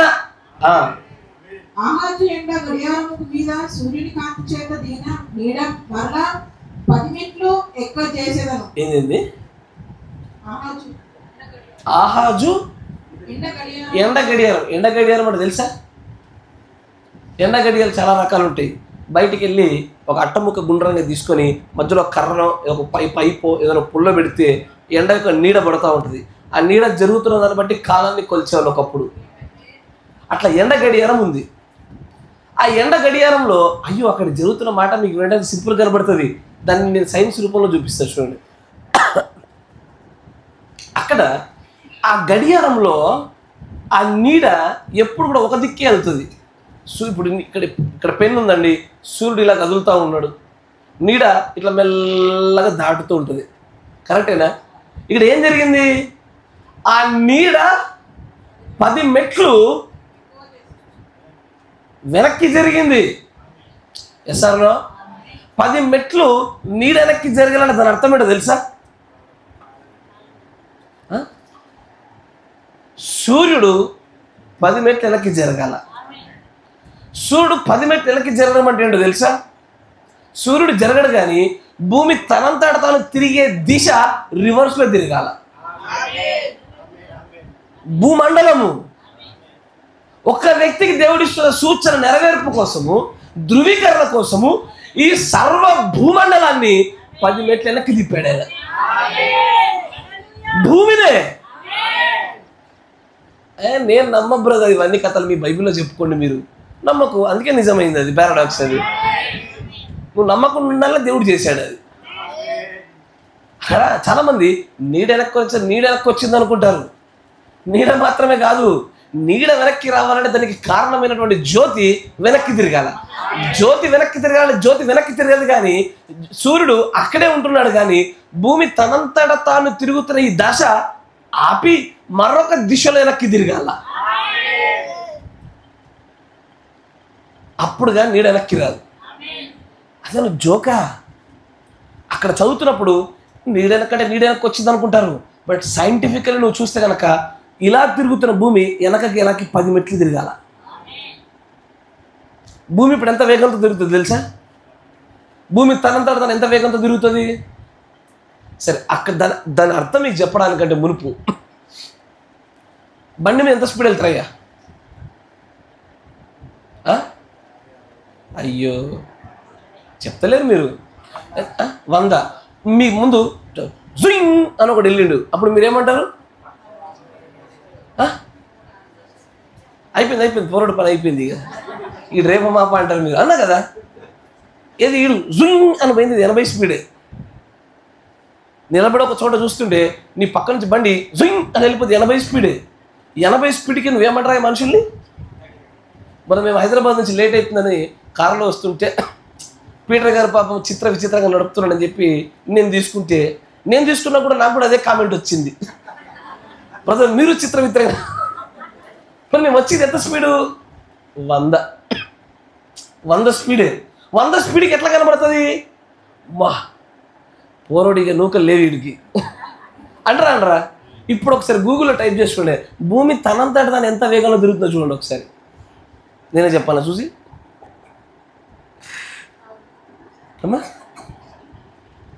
భూమి తనంతట ఎంత స్పీడ్లో తిరుగుతుంది? ఎగ్జాక్ట్ ఉంటుంది అమ్మా, అంటే నాట్ ఎన్ని 1000 అది ఇంకా ఎగ్జాక్ట్ ఉంటుంది చూడు.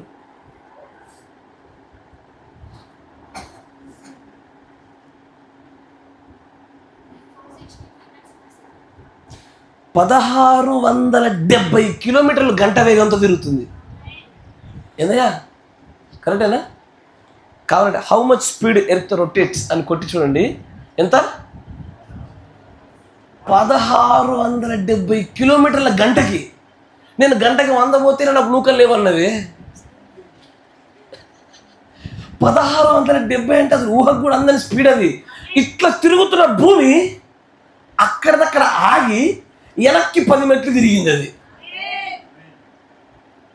ఇప్పుడు ఉదాహరణకు ఆలోచించండి, ఎందుకంటే ఇది ఎంతటి ఏ స్థాయి పారాడాక్స్ నీకు అర్థం కావాలా, మామూలు పారాడాక్స్ కాదు అది. ఇప్పుడు ఫర్ ఎగ్జాంపుల్ మంచిగా చూడండి, కార్ మీద వెళ్తున్నా, కార్ మీద షెమ్గా నిలబెట్టా, మీద టాప్ మీద సన్నగా ఉన్నాడు కదా అని 10లో వెళ్ళా, 20లో వెళ్ళా, 30లో వెళ్ళా, అడే పడతాడా? పడడు. 40, 50, 70 వెళ్ళా పడతాడా? స్పీడ్ మెల్లగా పెంచుతున్నాడు, స్పీడ్ పడతాడా? పడడు. కానీ 100 స్పీడ్ వెళ్ళటోని ఒక్క సెకండ్లో 100 స్పీడ్ అక్కడికక్కడ ఆపేసా, ఏమవుతాడు వాడు? మామూలుగా వాడు సరస్సుగా పడతాడు. కరెక్టేనా? మరి 1670 కిలోమీటర్ల వేగంతో వెళ్తున్న భూమి మీద ఉన్న మనుషులు ఒక్కడు ఇంచు కదల్లా, మరి భూమి మాత్రం 10 మెట్లు వెనక్కి తిరిగింది. ఇది ఎట్లా పాసిబుల్ అవుతుంది? నాకు కారణాలు తెలీదు, ఇది నిజమై ఉన్నది.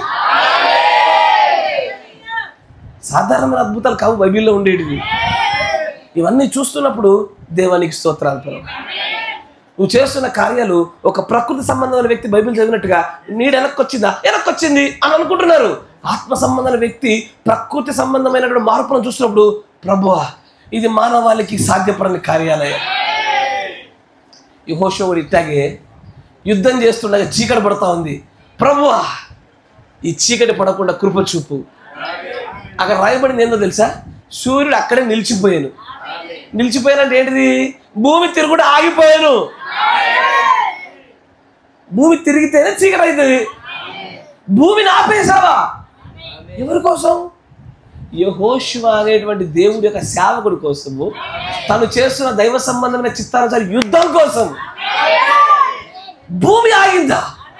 ఏది? ప్రార్థనలో వస్తున్నటువంటి ఆ మాటల ఉచ్చారణతో భూమిని ఆపగలిగే శక్తి ఉందా?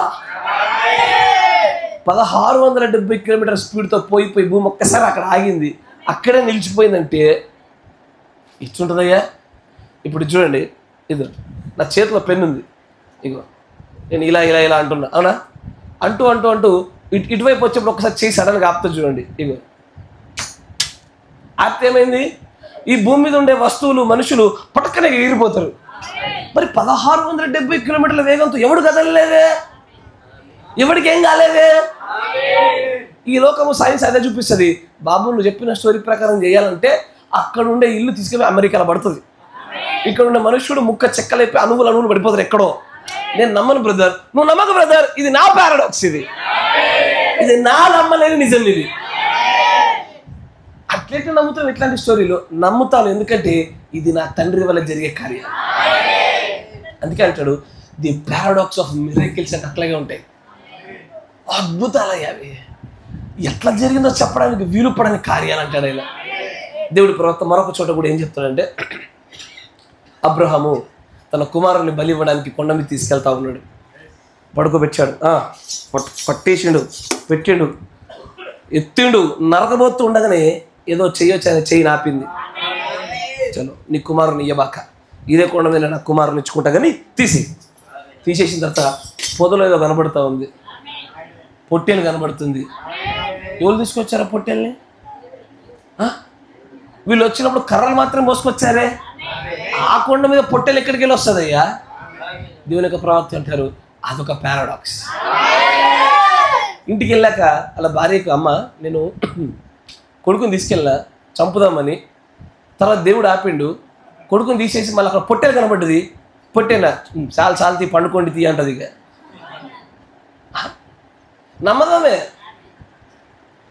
నమ్మడానికి వీల్లేని విషయాలు ఉన్నాయి అవన్నీ.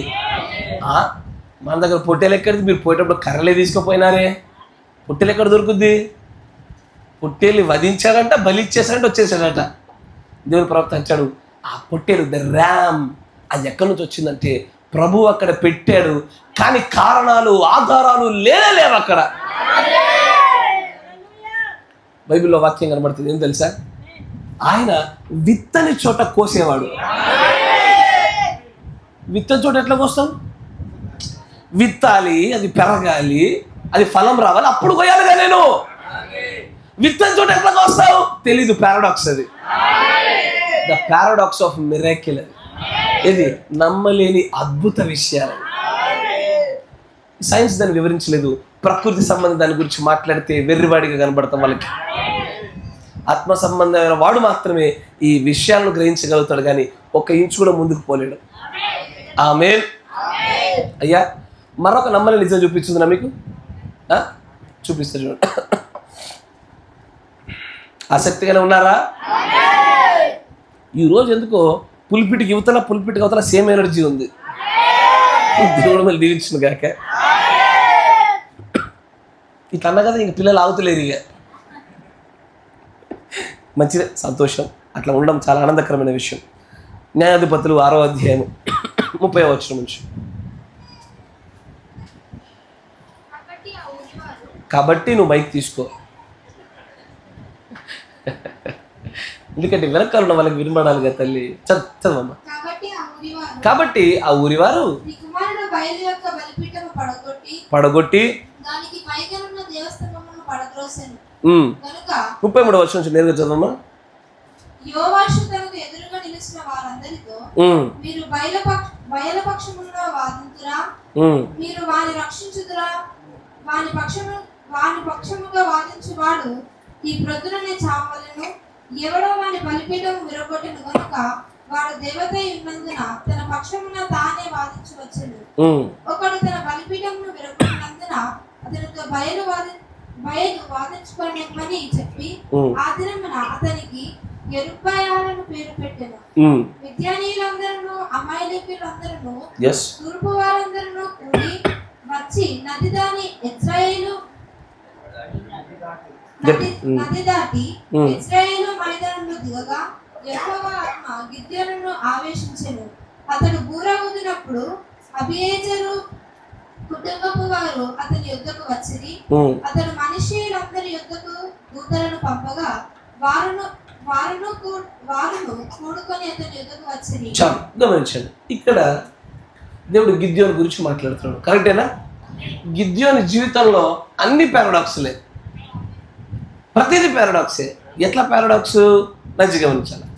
మొట్టమొదటిగా పిరికివాడిగా మిథ్యానీయులకు భయపడి తప్పించుకొని తిరుగుతున్నటువంటి వ్యక్తిని పట్టుకుని దేవుడు అంటాడు, పరాక్రమము గల బలాఢ్యుడా, నిన్నే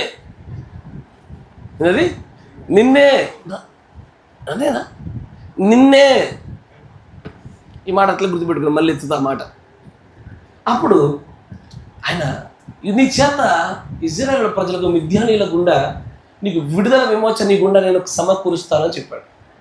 చెప్పినప్పుడు సాధారణంగా తన మీద తన నమ్మకం లేని వ్యక్తి కాబట్టి గిద్యోనులో విశ్వాసం లేదు, పట్టుదల లేదు. దేవుడిపై నమ్మకం ఉంది కానీ తనపై తనకు నమ్మకం లేదు ఫస్ట్. అప్పుడు దేవుని కొన్ని సూచనలు అడిగాడు. ఏమని?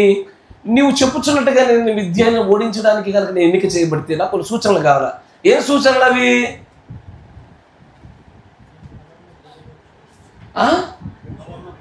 గట్టిగా మైక్ తీసుకోండి. నేను కలమున గొర్రెబొచ్చు ఉంచిన తర్వాత నేలంతయు ఆరి ఉండగా ఆ గొర్రెబొచ్చు మీద మాత్రమే మంచి పొడవు నెడల నీవు సెలవిచ్చినట్లు ఇశ్రాయేలీయులను. ఇది గొర్రెబొచ్చు పెడతాడట. పెట్టినప్పుడు మంచు దేని మీద పడాలా? గొర్రెబొచ్చు మీదనే పడాలా. కరెక్టేనా? నేను చిన్నగా ఉన్నప్పుడు అనుకుంటా, 20 జాన్గాని వయసులో ఉన్నప్పుడు అనుకుంటా, ఒక పనికి మనకు జోక్ ఉండేది. అటు పల్లెంలో బాగా డబ్బులు పెట్టుకొని పైకి ఇసిరి, దేవుడు నీకు కావాల్సిన నువ్వు తీసుకో, మిగతా నాకు ఇచ్చానట. పైన ఏం తీసుకుంటాడు ఆయన? గురుత్వాకర్షణ నియమం ప్రకారం నీ కింద పడాలా. కరెక్టేనా? గిద్దెలు అనేది అట్లా కనబడుతుంది. విచిత్రమైన కోరిక. ఏంటది? గొర్రెబొచ్చు భరిచిన ఈ భూమి ఎక్కడ పడొద్దు, అక్కడనే పడాలా. దాని మీదే అయ్యా. దానికి శాస్త్రీయంగా ఎన్ని నియమాలకు విరోధం తెలుసా అది నీకు? ఒక శాస్త్రవేత్త దొరకట్టు కూర్చోబెట్టి ఇది అలాగున మాత్రమే జరగాలంటే కొన్ని వేల కోట్ల సందర్భాల్లో ఒక్కసారి కూడా జరగడానికి అవకాశం లేని సందర్భం అది. భూమి ఎక్కడ పడద్దు, దాని మీదే పడాలా. పోన్లే, కోట్ల సందర్భాల్లో ఒకసారి జరిగిందనుకో, ఈసారి రివర్స్. ఇప్పుడు దీని మీద పడకుండా చుట్టూ పడాలా.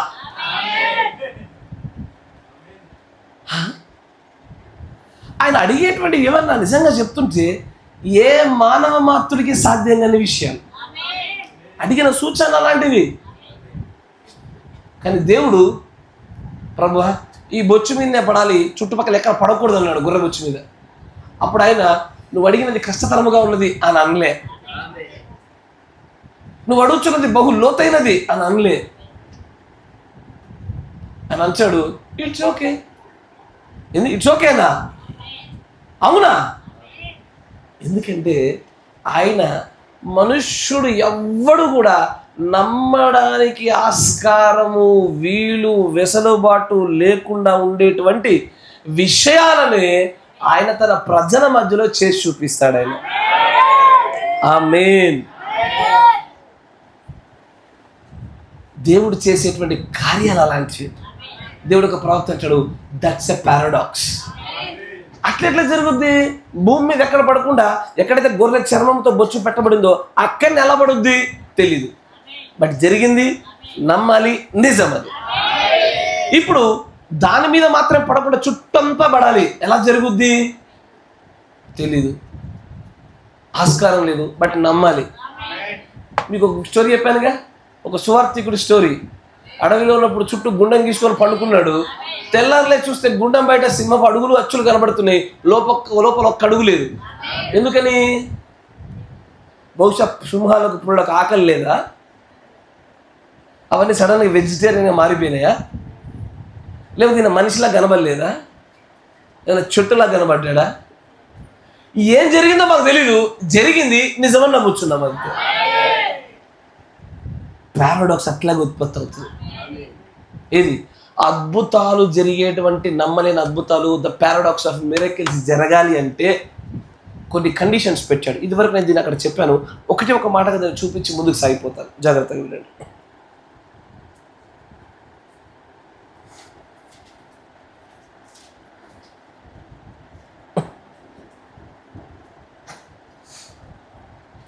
(61-1210) 123వ పేర.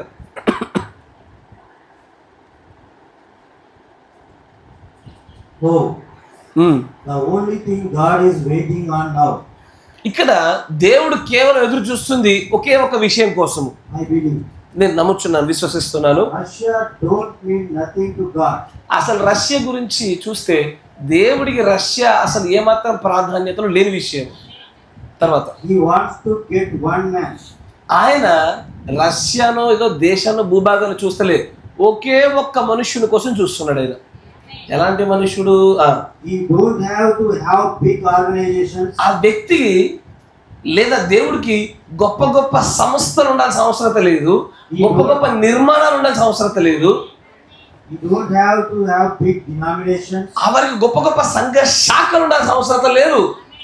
He wants to get one man that he can wrap his spirit into him.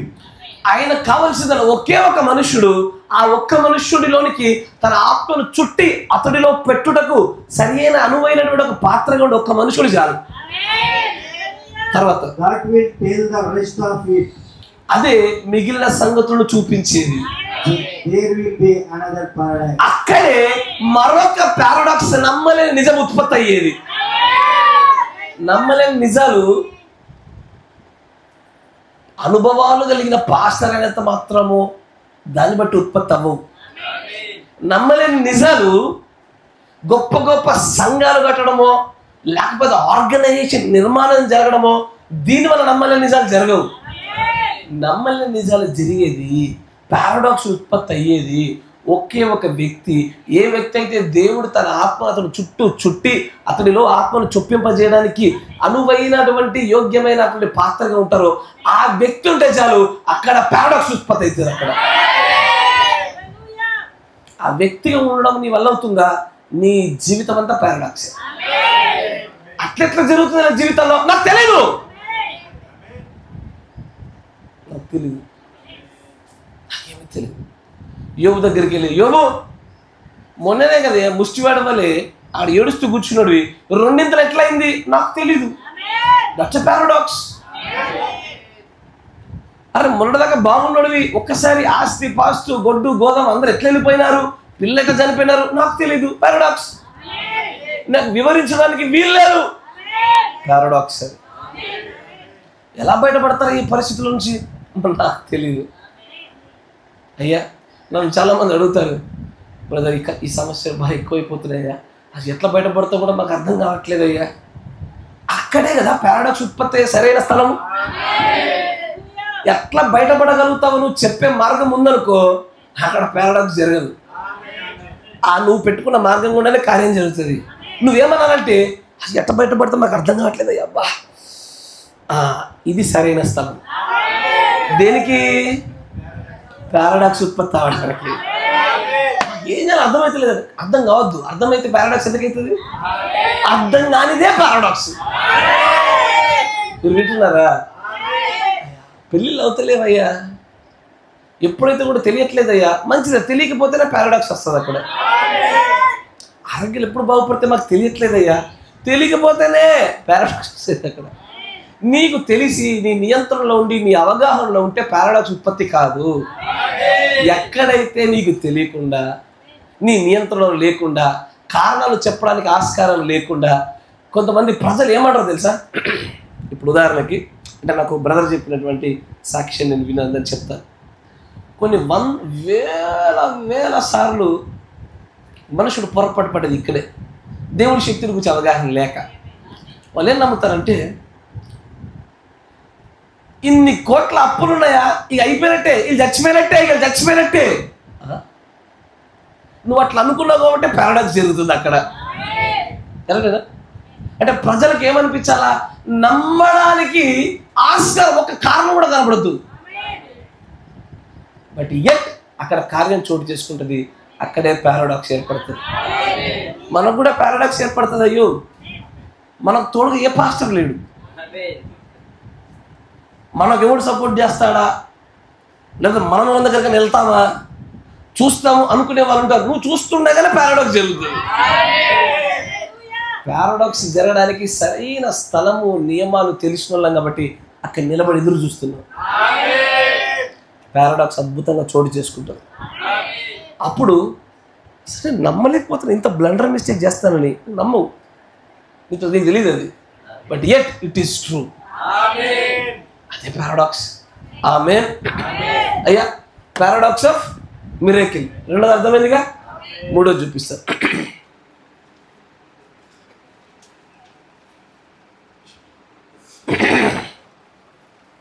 Paradox of revolution, నమ్మలేని ప్రత్యక్షత.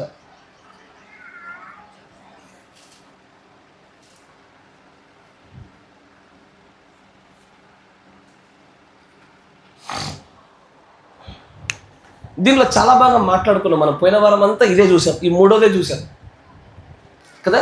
ప్రత్యక్షత అంటే ఒకవైపు చూస్తుంటే తప్పుగా కనబడతా ఉంటుంది, మరొక వైపు చూస్తుంటే ఒప్పుగా కనబడుతుంది, విరోధంగా ఉంటుంది.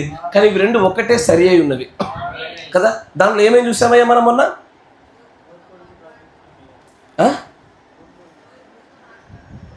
మూర్ఖుడితో మాట్లాడాలా వద్దా, ప్రత్యక్షత అవసరం. పిడి పట్టుకోమని చెప్పింది దీని గురించే. ఆమేన్. మీకు గుర్తుందా ఎన్ని రాసాం కింద? అట్లా చాలా రాసాం కదా అయ్యా. 10 వచ్చాయా? సరే, ఇంకొన్ని చూపిస్తాను మీకు ఈరోజు. ప్రత్యక్షత, నమ్మలేని ప్రత్యక్షత గురించి జాగ్రత్తగా వినండి. దాంట్లో జెనసిస్ ఆదికాండము 32:30.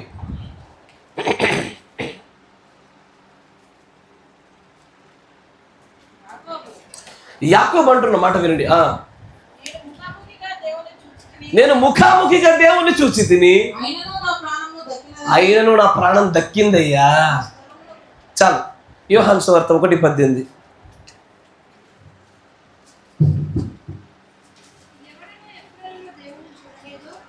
మైక్ తీసుకొస్తాలే.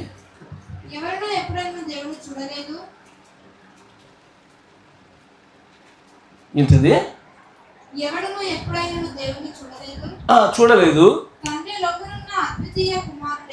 తండ్రి రొమ్మునున్న అద్వితీయ కుమారుడే బయలుపరచెను. పాత నిబంధన మరో వాక్యం ఉంటుంది, దేవుణ్ణి ఏనరుడు చూడలేడు, చూసి బ్రతకలేడు. ఒక దగ్గరనేమో దేవుణ్ణి చూస్తే బ్రతకలేడు, చేస్తాడు. మరొక దగ్గరేమో యాకోబు అంటాడు, నేను ముఖాముఖిగా దేవుణ్ణి చూశాను అంటాడు.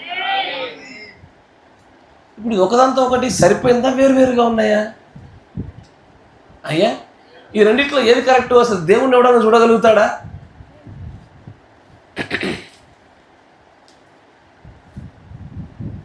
సరే, ఇంకో రకంగా అడుగుతా, దేవుణ్ణి ఎవడు చూడలేడు కదా? ఇది చెప్తలేరు మీరు, ఏదో ఒకటి చెప్పాలిగా. మధ్యలో పిడి పట్టుకోండి, జాగ్రత్త. హింట్ ఇచ్చేసా. ఇప్పుడు దేవుణ్ణి చూడగలుగుతాడా, చూడలేడా?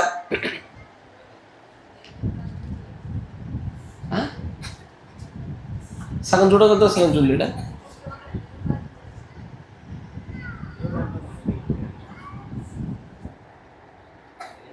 కొంత మొత్తం కరెక్టే, కానీ సరైనటువంటి ప్రత్యక్షతలో చెప్పాలంటే దేవుని యొక్క కొన్ని రూపాలు చూడదగినవి, కొన్ని రూపాలు చూడలేనివి. సమీపింపరాని తేజస్సులో ఉన్న రూపాన్ని ఏ నరుడు చూడలేడు, చూసి బతకలేడు. కానీ మనుష్య రూపంలోకి వచ్చినప్పుడు చూడగలుగుతాము, థియోఫనీ రూపంలోకి వస్తే చూడగలుగుతాము, ఒక శరీరాన్ని అమర్చుకొని వస్తే చూడగలుగుతాము. యాకోబు దగ్గరికి వచ్చింది సమీపింపరాని తేజస్సులో ఉన్న దేవుడు కాదు. మోషే దగ్గరకు వచ్చింది మాత్రం అదే. ఏది? ఆ తేజస్సును చూసి బతకలేడు. బండ సందులో పెట్టి చెయ్యడ్డం పెట్టి వెళ్ళిపోవచ్చుండగా పార్శ్వంలో ఉండే మహిమ చివరి భాగాన్ని చూడడానికి ఆ అవకాశం దక్కబడిన ఒకే ఒక వ్యక్తి ఆయన. దాన్ని చూసి ఎవడు బతకలేడు. కానీ ఒక రూపాన్ని ధరించుకుంటే, ఒక థియోఫనీలో వస్తే, మెల్కీసెదెక్ వస్తే చూడగలుగుతాడు. ఇదే పారాడాక్స్ అంటాడు. ఆ మధ్యలో ఉన్న ప్రత్యక్షత పిడిని పట్టుకోవడమే ది పారాడాక్స్ ఆఫ్ రెవల్యూషన్. ప్రత్యక్షత నమ్మలేనటువంటిది. నమ్మలేవు నువ్వు, కానీ దానిలో ఒక ప్రత్యక్షత ఉన్నది. ఆ ప్రత్యక్షత గుండా నీవు నమ్మడానికి ప్రకృతి సంబంధమైన వ్యక్తికి కుదరదు, కానీ ఆత్మ సంబంధమైన వ్యక్తి కుదురుతుంది. ఆమేన్. అట్లాగే ఇదివరకు నేను పోయిన వారంలో చెప్పినవన్నీ కూడా ఇదే కేటగిరీ. అప్పుడు ఈ మూడో దాని గురించి మాట్లాడి ఉన్నాను మీతో, జాగ్రత్త గమనించండి. తర్వాత నిర్గమకాండము 20:12.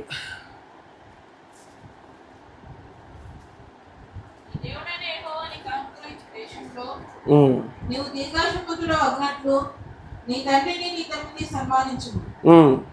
అహత్యం చేయకూడదు, చదువు, వ్యభిచరింపకూడదు, దొంగిలకూడదు, నీ పొరుగువాని మీద అబద్ధ సాక్ష్యము పలకకూడదు. చాలు. ఇక్కడ దేవుడు చెప్పిన మాటలు చూస్తే నీ తల్లిదండ్రులను సన్మానించాలి. కరెక్టేనా? Yes sir no? ఒక దగ్గరనేమో తల్లిదండ్రులను సన్మానించాలని చెప్తున్నాడు. లూకా 14:26.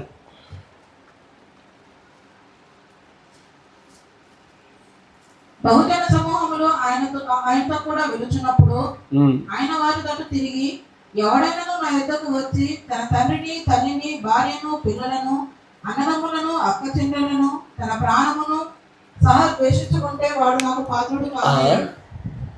ఒక సైడ్ ఏమో తల్లిదండ్రులు సన్మానించాలి, ఇంకో సైడ్ ఏమో తల్లిదండ్రులు ద్వేషించాలి దేవుని నిమిత్తం. ఈ మధ్యలో నాకు ఒక సహోదరుడితో జరిగిన సంభాషణతో ఈ పారాడాక్స్ దొరికింది. ఒక సైడ్ ఏమో ఏం చేయాలి? తల్లిదండ్రుల్ని సన్మానించాలా, మరొక సైడ్ ఏమో తెగ్గొట్టడానికి కూడా ఎలా కాడద్దు. ఇప్పుడు ఇంతకు ఏం చేయాలా?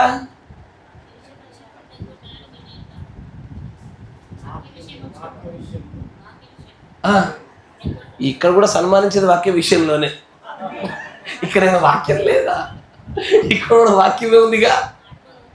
కరెక్ట్ మీరు చెప్పింది, కానీ ఇక్కడ కూడా వాక్యమే ఉందిగా. వాక్య విషయంలో సన్మానించు, వాక్య విషయంలో వదులు. అక్కడ చెప్పింది అదేగా. ఏది ఇక్కడ అడ్డుకున్నప్పుడు కూడా సన్మానించాలా.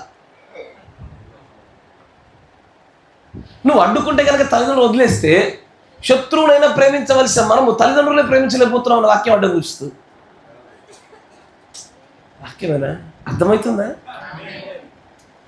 అందుకే నేను ఏమంటానంటే ఈ మూడవ దాంట్లోనే తేడాల వలన భిన్నమైనటువంటి సంఘాలు వచ్చే ఈరోజు వర్తమానంలో ప్రత్యక్షతలో తేడాలు, ఒక్కొక్కరు ఒక్కో మాట.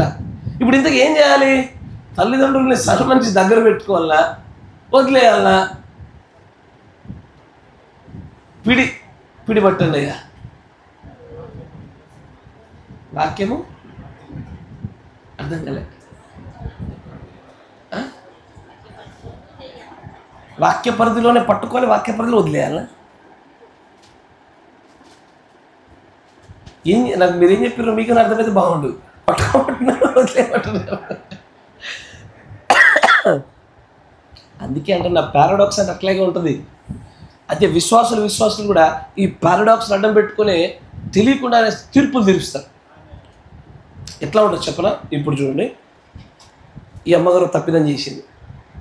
ఆ వంటది దేవుడు నమ్మదగిన వాడు, ఒప్పుకుంటే ప్రతి పాపాన్ని క్షమిస్తాడు అని ఆమె పట్టుకుంది. నేనంటాను తెలిసే చేసింది, క్షమాపణ లేదు ఈమెకి అని నేను అంటున్నా. తెలిసి చేసింది, పాపానికి క్షమాపణ లేదని నేను అంటున్నా. ఆమె పట్టుకుంది వాక్యమే, నేను పట్టుకుంది వాక్యమే. కానీ మధ్యలో ద పారాడాక్స్ ఆఫ్ రెవల్యూషన్ అనే పిడి ఉంది. ఈ పిడికి నా మాట వెనకాల కొన్ని షరతులు, ఆమె మాట నమ్మిక వెనకాల కొన్ని షరతులు ఉన్నాయి.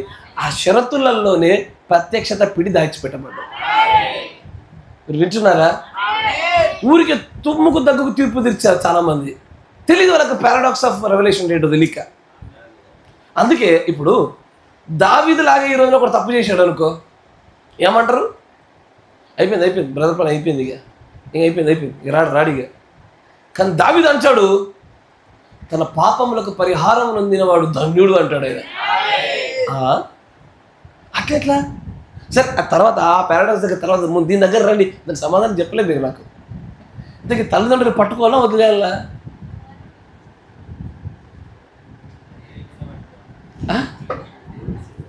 గట్టిగా చెప్పానయ్యా, పట్టుకోవాలి. మరి నా నిమిత్తం తన తల్లిని, తండ్రిని, తన బిడ్డను, భార్య పిల్లలు వదిలేకపోతే నాకు శిష్యులు, నాకు పాత్రులు కాదే.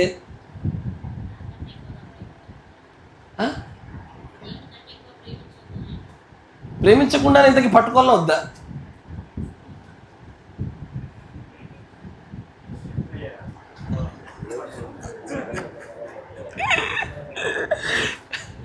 అసలు సన్మానించడం అంటే ఏంటో తెలియాలి మీకు. సన్మానించడం అంటే ఏంటిది?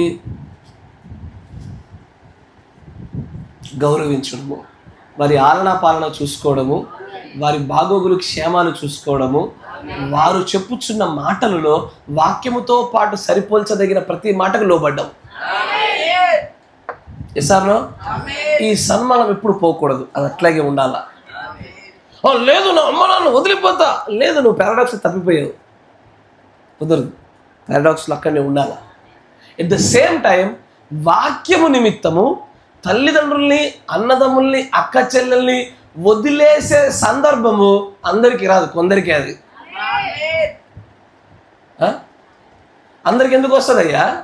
ఇప్పుడు నువ్వు, నీ తల్లిదండ్రి, నీ పిల్లలు అందరూ వర్తమానం చక్కగా ఉన్నారు, ఎందుకు వదులుతావు? నీకేం పోయే కావచ్చు వదలనీకి? నీకు బుద్ధి కాకపోతే ఇప్పుడు నీ తల్లిదండ్రి చక్కగా వర్తమానంలో ఉన్నారు, నువ్వున్నావు, నీ పిల్లలు ఉన్నారు, ఎందుకు వదులుతావు? ఎసార్ను ఒకవేళ నీ భక్తికి అడ్డుగా ఉన్నారనుకో, అప్పుడు దూరం పెట్టి సన్మానించు, వారి బాగోగులు చూసుకో. అంతేగాని నీ భార్యకు భర్తకు గొడవైన ప్రతిసారి ఈ వాక్యాలు బాగా చదువుతారు అందరూ. కరెక్టేనా? భార్య భర్తలు గొడవైనప్పుడల్లా, తల్లి బిడ్డ గొడవైనప్పుడల్లా దేవుడి కోసం ఎవరైనా వదిలేసేయాలా, ఏదో సొంతంగా తమను తాము ప్రేరేపించుకొని మోటివేట్ చేసుకునేది తప్ప ఏదో సత్యం లేదు, ప్రత్యక్షత లేదు. అది అక్కడున్న పిడి వేరు. అయితే అందరినీ వదలాలి అన్న చోట అయ్యా జాగ్రత్తగా వినాలి. ఫర్ ఎగ్జాంపుల్ ఇప్పుడు మాట చెప్తా. ఒక కాపర్ ఉన్నాడు, నా మాట వింటున్నారా? కాపర్ ఉన్నాడు. ఆయన తన భార్య పిల్లల్ని అందరూ వదిలేసి అయ్యా మంచిగా వినాలా, వదిలేసి కొంతకాలం సేవ చేశారు. సేవ బాగా అభివృద్ధి చెందుతూ ఉంది. చెందుతుండగా అక్కడ భిన్నమైన 2 గుంపులు బయటికి లేచినాయి. ఓ గుంపు అంటది, మా పాస్టర్ గారు దేవుడి సేవ కోసం అందరిని వదిలి బయటకు వచ్చాడు, గాడ్ బ్లెస్ యు. వీళ్ళు అంటారు, తన కుటుంబాన్ని బాగా ఏళ్ళలేకపోయాడు, ఈయన అర్హుడు కాదు కదా అని ఇంకోటి వర్గం లేచింది. ఇప్పుడు ఇంతకీ రెండిట్లు ఏది కరెక్టు?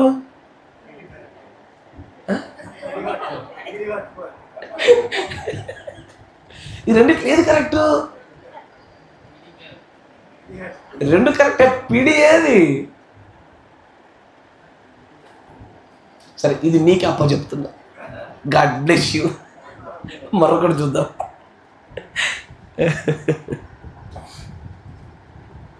రెండోది మనకి మరొకటి చూద్దాం. యాకోబు రాసిన పత్రిక 1వ అధ్యాయం 13వ వచనం.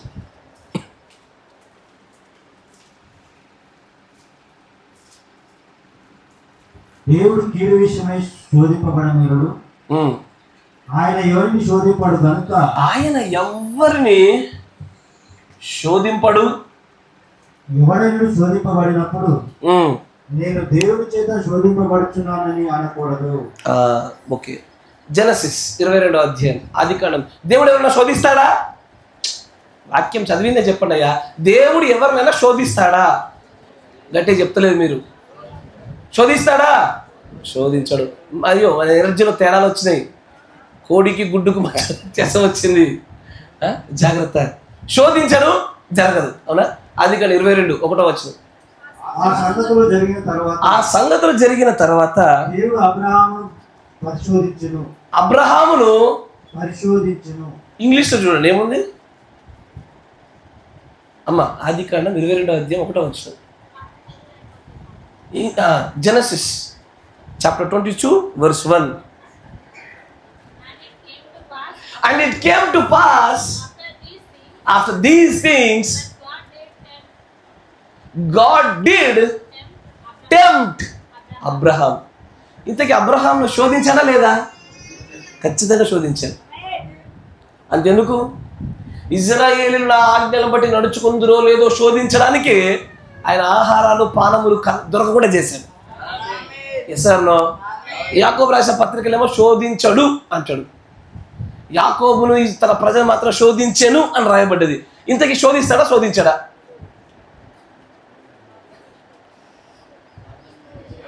పిడి లేదు, ఎట్లా శోధిస్తాడు ఆయన? ఎట్లున్నా శోధిస్తే ఎట్లా లేకుండా శోధించండు. శోధిస్తాడా శోధించడా? శోధించకపోతే మీకు వచ్చే సమస్యలను ఎక్కడివి?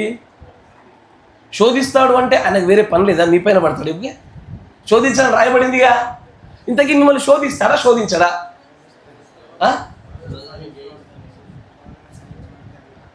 శోధన సహించవద్దంటే శోధిస్తారన్నట్టేనా? ఇక్కడ పిడి ఏదో కాదయ్యా, నిన్ను పరిపూర్ణుడు చేయడం కోసము, నీలో ఉన్న ప్రతి బలహీనత తీసివేయడం కోసం శోధిస్తాడు. కానీ కీడు విషయం ఎన్నడూ శోధించడు. నీకు చెడు కలగాలని, నీకు నష్టము కష్టము బాధ కలిగి నీవు నాశనం అవ్వాలని నీకెన్నడూ ఏ శోధన ఇవ్వడు. ఆయన నీకు శోధన ఇచ్చాడా? ఆ శోధనలో, ఆ ఆరోగ్య సమస్యలో, ఆ కుటుంబ సమస్యలో, ఆ ఆర్థిక సమస్యలో, ఆ ప్రత్యేకమైన శోధనలో ఏదో గొప్ప మేలే దాగి ఉంటుంది. అక్కడ నా చీరిగినప్పుడు నేను అనుకున్నది అదే, ఏదో మేలుంచావయ్యే దీంట్లో అనుకున్నా. ఖచ్చితంగా మేలే జరుగుతుంది అక్కడ. ప్రతి శోధనలో మేలే ఉంటుంది. కీడు విషయమై క్రీస్తు ఎన్నడూ ఎవరిని శోధించాడు. జరగదది. నీ కాలు ఎరిగిందా? సంతోషించు, ఏదో మేలుందా? ఎసార్నో ఉన్నట్టు అకస్మాత్ ఏదైనా పోగొట్టుకున్నావా? మేలే ఉంది అక్కడ. నమ్మినోడికి ఆ కార్యాలు జరుగుతాయి. ఆమేన్. Praise the Lord. మరొక విషయాన్ని చూద్దాం. యోబు గ్రంథము 7వ అధ్యాయం 9వ వచనం.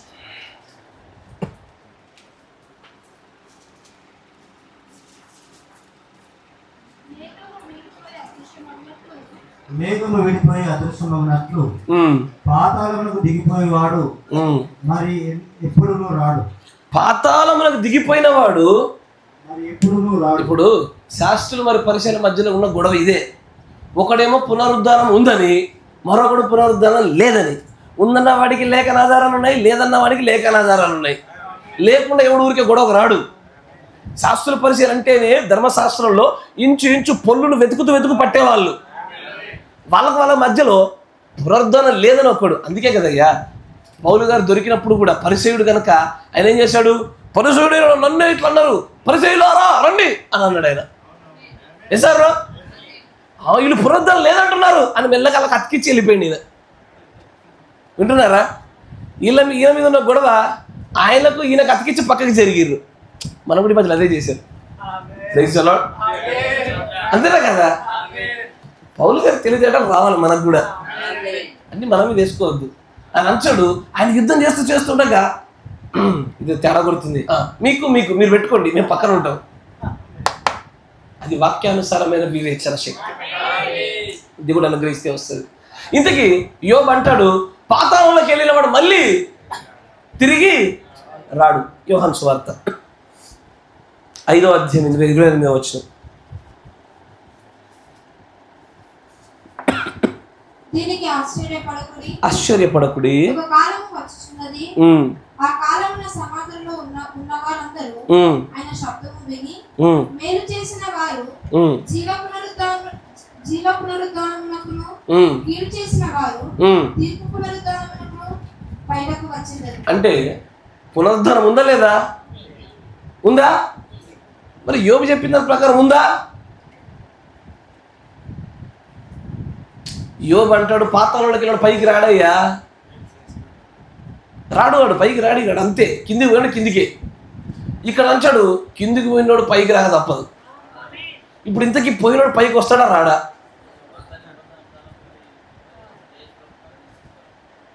మరి సమయాలు పాత నిబంధనలు పైకి వచ్చాడుగా. ఇది ఎట్లుందంటే మీ ఇల్లు ఎక్కడ అంటే భూమి మీద అన్నట్టు ఉంది సమాధానం. కరెక్టే, కానీ స్పెసిఫిక్గా లేదు. అంటే ఖచ్చితంగా చెప్పినట్టుగా లేదు. అది కరెక్టే. ఈ పాతాళం కూడా తిరిగి వస్తాడా రాడా? రాడన్నావు అనుకో సమయాల ప్రవక్తను చూపిస్తా, వస్తాడన్నావు అనుకో యోబుని చూపిస్తా, రానన్నావు అనుకో పౌలు గారు చెప్పినటువంటి పునరుద్ధానమే లేకపోతే మనకు నిరీక్షణ లేదు కదా అన్న వాక్యం చూపిస్తా. ఇప్పుడు ఇంత ఏంది పిడి?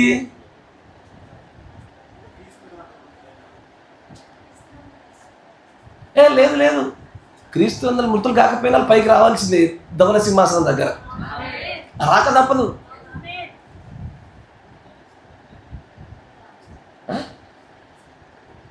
పిడి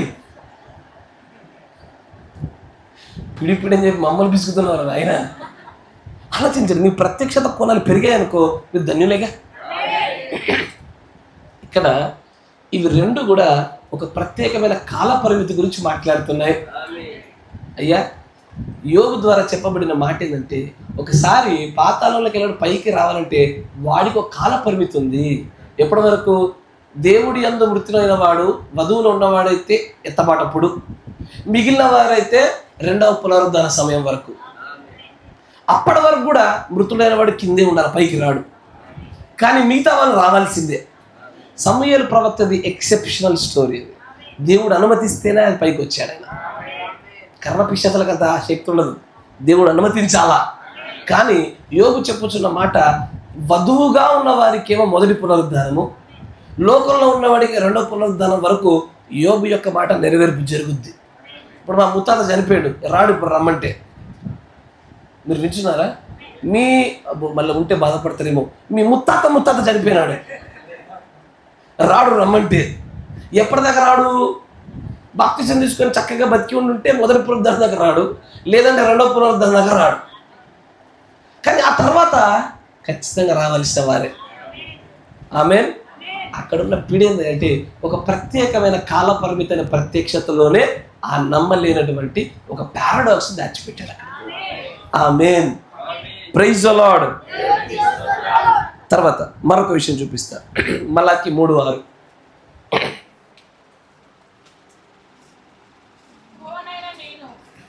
యెహోవానైన నేను మార్పు లేనివాడను గనుక. సరే, దాంట్లోనే ఒక చోట అంటాడు, నేను ఎన్నడూ మారనయ్యా, నాలో మార్పు ఉండదు. నా నోటి నుంచి ఒక వాక్యం వెళ్ళిందా, అది బాణం లాంటిది, వెనక్కి రాదు. ఆకాశం నుంచి కూర్చే మంచు లాంటిది, కిందికే పోగలని వెనక్కి రాదు. ఎసార్నో. తర్వాత నిర్గమకాండ 32:14.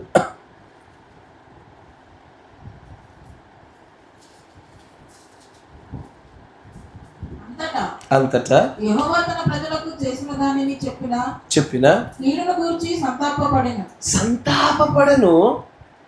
పడి కంటిన్యూ.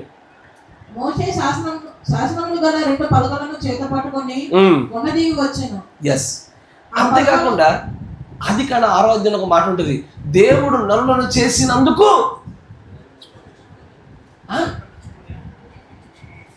చూడాలి, మంచిగా చూడండి పదాన్ని. జెనసిస్ ఆదికాండ 6వ అధ్యాయం. తాను భూమి మీద నరులను చేసినందుకు యెహోవా సంతాపము నుండి తన హృదయంలో నొచ్చుకొనెను. సంతాపం నొందాడు ఆయన. దేవుడు ఒక వర్తమానం చెప్పాడు. దేవుడు ఎన్నడైనా తన మార్గములను మార్చుకొనునా? ఇప్పుడు మీకున్న పారాడాక్స్ కూడా అదే. దేవుడు తన మార్గాల్ని మార్చుకుంటాడా మార్చుకోడా? అంటే దేవుడు తన నిర్ణయాన్ని మార్చుకుంటాడా మార్చుకోడా? నేను మార్పు లేని వాడను అంటున్నాడు ఆయన. నువ్వు మార్చుకోడన్నావు అనుకో, ఏ హిజ్కియా దగ్గర మార్చుకున్నాడుగా, సరే హిజ్కియా దగ్గర మార్చుకున్నాడుగా, మార్చుకున్నాడా లేదా? ఇప్పుడు ఇంతకీ మారుస్తాడా మార్చడా? బట్ నేను ఎప్పుడు మారను, నా మాట వదిలివేయబడిన బాణం లాంటిది, అవునంటే అవును, కాదంటే కాదు, కిందికి కూర్చే మంచు లాంటిది. ఇంతకీ దేవుడి యొక్క నిర్ణయాలు మార్పులు జరుగుతాయా జరగవా? జరుగుతాయా? మరి మార్పు లేదన్నాడుగా. మళ్ళీ మీరు పిడి పట్టుకు కూడా ఒక దిక్కు పట్టుకున్నారు. కొన్నిసార్లు జరుగుతాయి, కొన్నిసార్లు జరగవు. అమ్మ భలే తెలివిగా సమాధానం చెప్పినారు. లేదు లేదు, ఇక కరెక్ట్గా చెప్పాలా. ఆయన నిర్ణయాలు ఎవరైనా మారతాయా మారయా?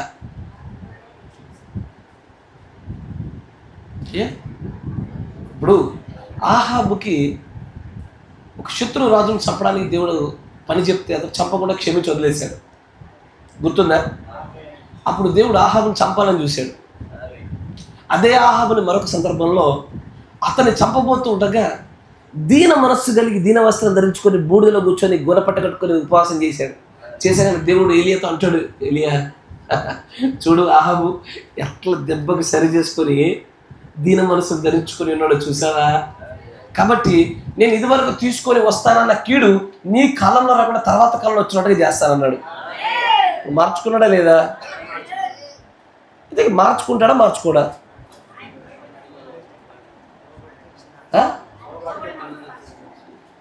కరెక్ట్గా దగ్గరకు వచ్చారు. ఆయన గుణలక్షణాలలోనికి మార్చబడుతూ దగ్గరి సారూప్యతలోకి వస్తున్న ప్రతి చోట దేవుడు తన నిర్ణయాలు మార్పు చేశాడు. ఎక్కడైతే దీనత్వము, ఎక్కడైతే దేవుని దగ్గర గోజాడము, దేవుడు లాంటి ప్రేమ. ఇప్పుడు సముఖ రొట్టెల విషయంలో 100 సార్లు చూసాం మనం. చంపాలా, దేవుని నిర్ణయం మాట అది. అపవిత్రుడెవడు, అనుమతించని బడని వాడెవడు ముట్టకూడదు, ముడితే చచ్చిపోవాలి. కానీ అతని విషయంలో దేవుడు తన నిర్ణయాన్ని మార్చుకున్నాడు. నిర్దోషి అని పిలిచాడు. ధర్మశాస్త్రంలో లేని కొత్త రూల్ రాశాడు. అక్కడ దేవుడి యొక్క గుణ లక్షణములకు అతి సమీపముగా వచ్చుచున్న వాని విషయంలో నిర్ణయాలు మార్చబడ్డాయి. దేవుడి గుణలక్షణం దూరం జరిగిపోతున్న వారి విషయంలో అక్కడ నిర్ణయాలు మార్చబడ్డాయి. ఎక్కడ? ఇజ్రాయేలుని దేవుడు అంటాడు, సదాకాలం నేను వీరికి తోడుగా ఉన్నారు. ఇజ్రాయేల్ ఎన్నడూ విడువను వదలనని చెప్పాడు. కానీ అదే ఇజ్రాయేలీలు దేవుడి యొక్క సారూప్యతకు అది దగ్గరగా రావడంలో తప్పిపోవడం వల్ల మొదటి భార్య అయిన ఇజ్రాయేలుకు దేవుడు ప్రత్యేక పత్రిక ఇచ్చాడు.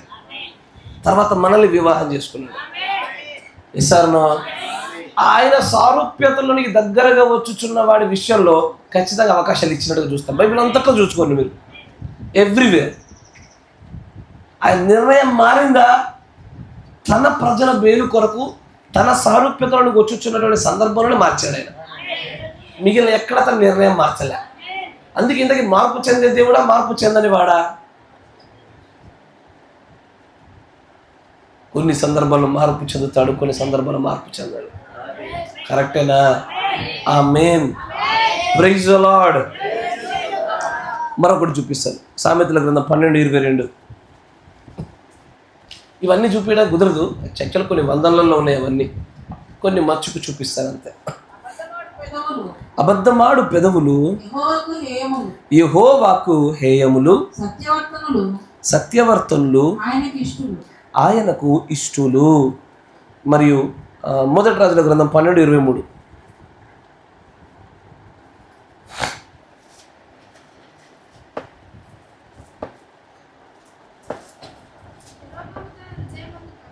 నీవు సొలొమోను కుమారుడును. మొదటి రాజులు 22:23.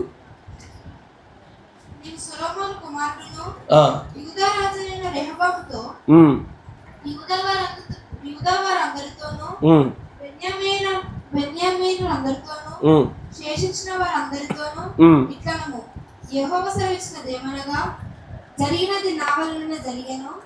మీరు ఇశ్రాయేలు వారకు మీ సహోదరులతో యుద్ధము చేయుటకు వెళ్ళక అందరూ మీ మీ ఇళ్లకు తిరిగిపోవుడి.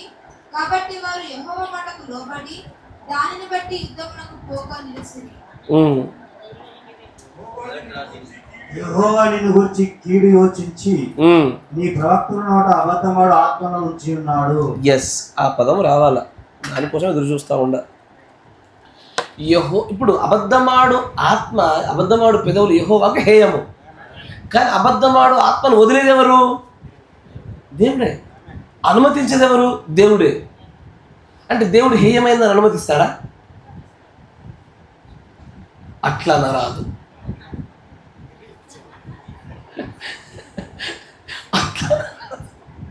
అట్లా అనరాదు, ఎప్పటికీ అనరాదు. దేవుడు హేయమైందని కీడుని ఎప్పుడు చేయడు. మరి జరుగుతుంది కదా అక్కడ. ఇంతకీ దేవుడు కీడు చేస్తాడా చేయడా? సరే, దీని ప్రకారం ఇది అబద్ధం ఆడేటువంటి ఆత్మను ప్రోత్సహిస్తాడా ప్రోత్సహించడా?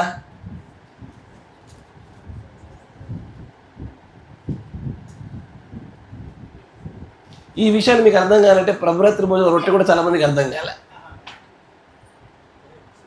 Entire word of God is paradox. గుర్తున్న పదం? వాక్యం అంతా పారాడాక్సే. ఇక్కడే ఎన్నిక చేయబడినటువంటి కాపరి, ఎన్నిక చేయబడిన ప్రజలకి గ్రహించగలుగుతారు. కాపరి ఎన్నిక చేయబడిన వాడు ఉండాలా, గ్రహించు ప్రజలు ఎన్నిక చేయబడిన వారే ఉండాలి. అక్కడే పిడిని పట్టుకోగలిగే ప్రత్యక్షత ప్రజలు బయటపడతారు. ఇప్పుడు 10 ఆజ్ఞల్లో వ్యభిచరించకూడదని ఆజ్ఞ ఉందా? ఆ ఆజ్ఞని పెట్టిన అదే దేవుడు వ్యభిచారాన్ని పెళ్లి చేసుకోమని ఒక ప్రవక్తకు ఆజ్ఞాపించాడు. ఇది పారాడాక్సే. ఇందుకు చేసుకోవద్దా, చేసుకోవాలా?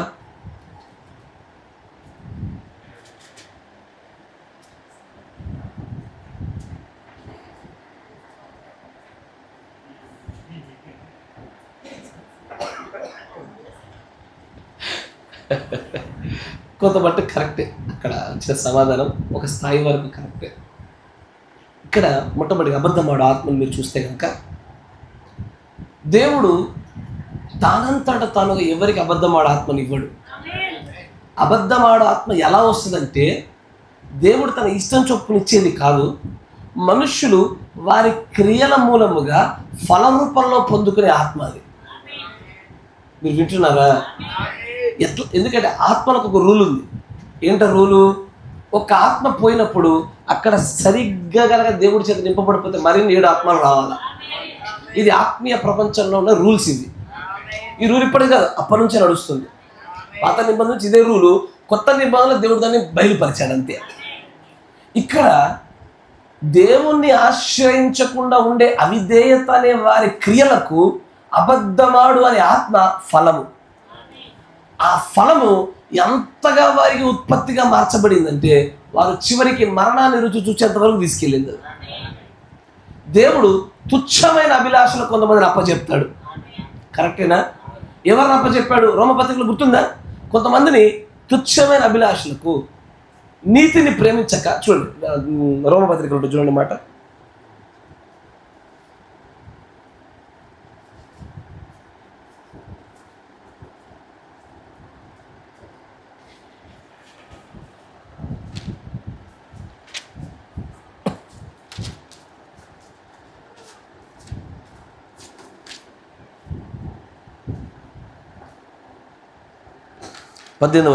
మొదటి అధ్యాయం 18.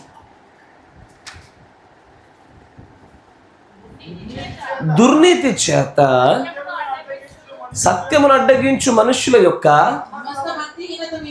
సమస్త భక్తిహీనత మీదను దుర్నీతి మీదను దేవుని కోపము పరలోకం నుండి బయలుపరచబడుచున్నది. ఎస్, చాలు.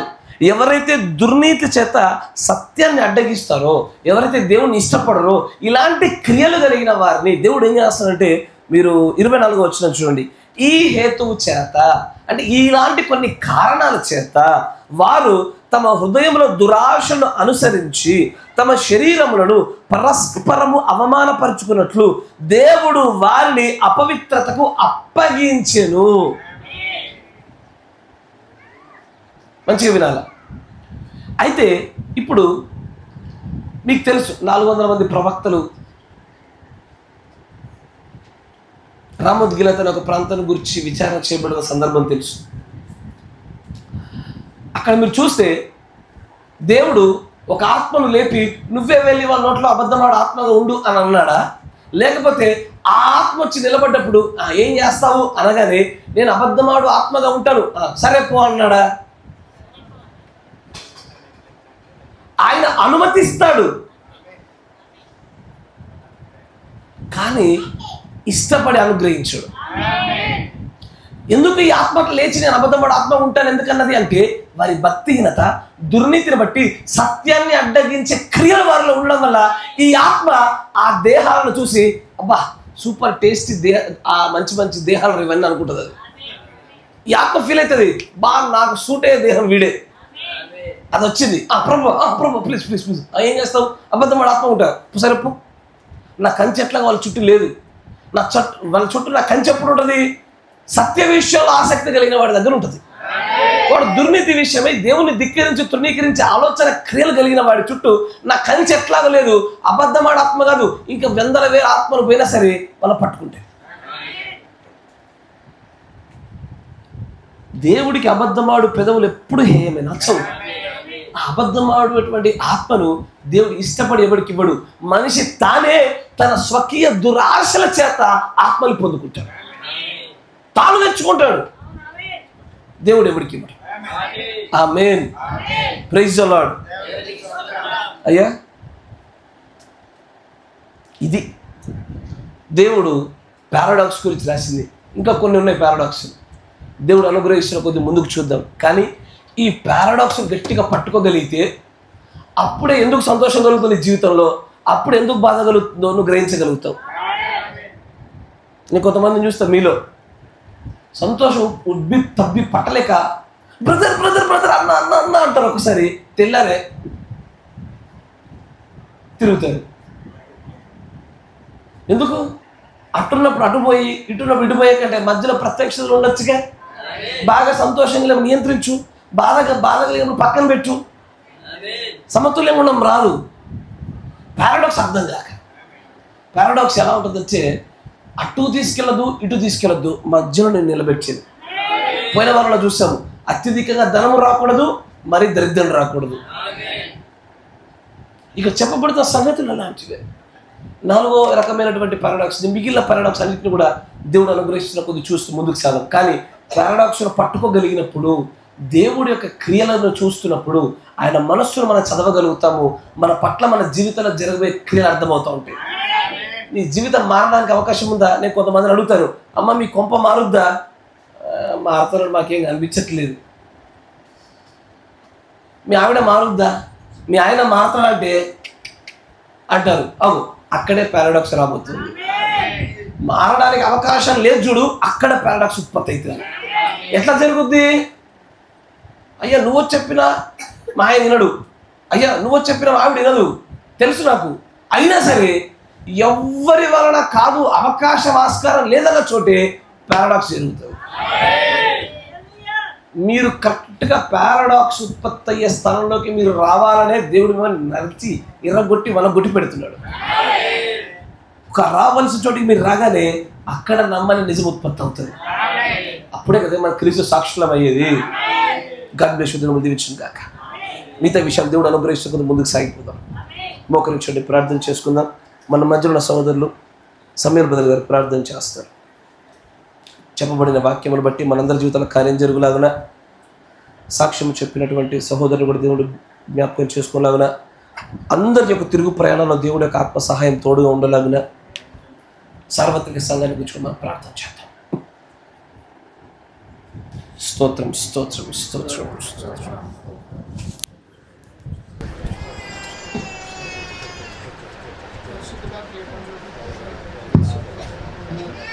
నీ కృపాని బహుళతను బట్టి, నీ ప్రేమ నివాసులతను బట్టి నీకు స్తోత్రాలు ప్రభా.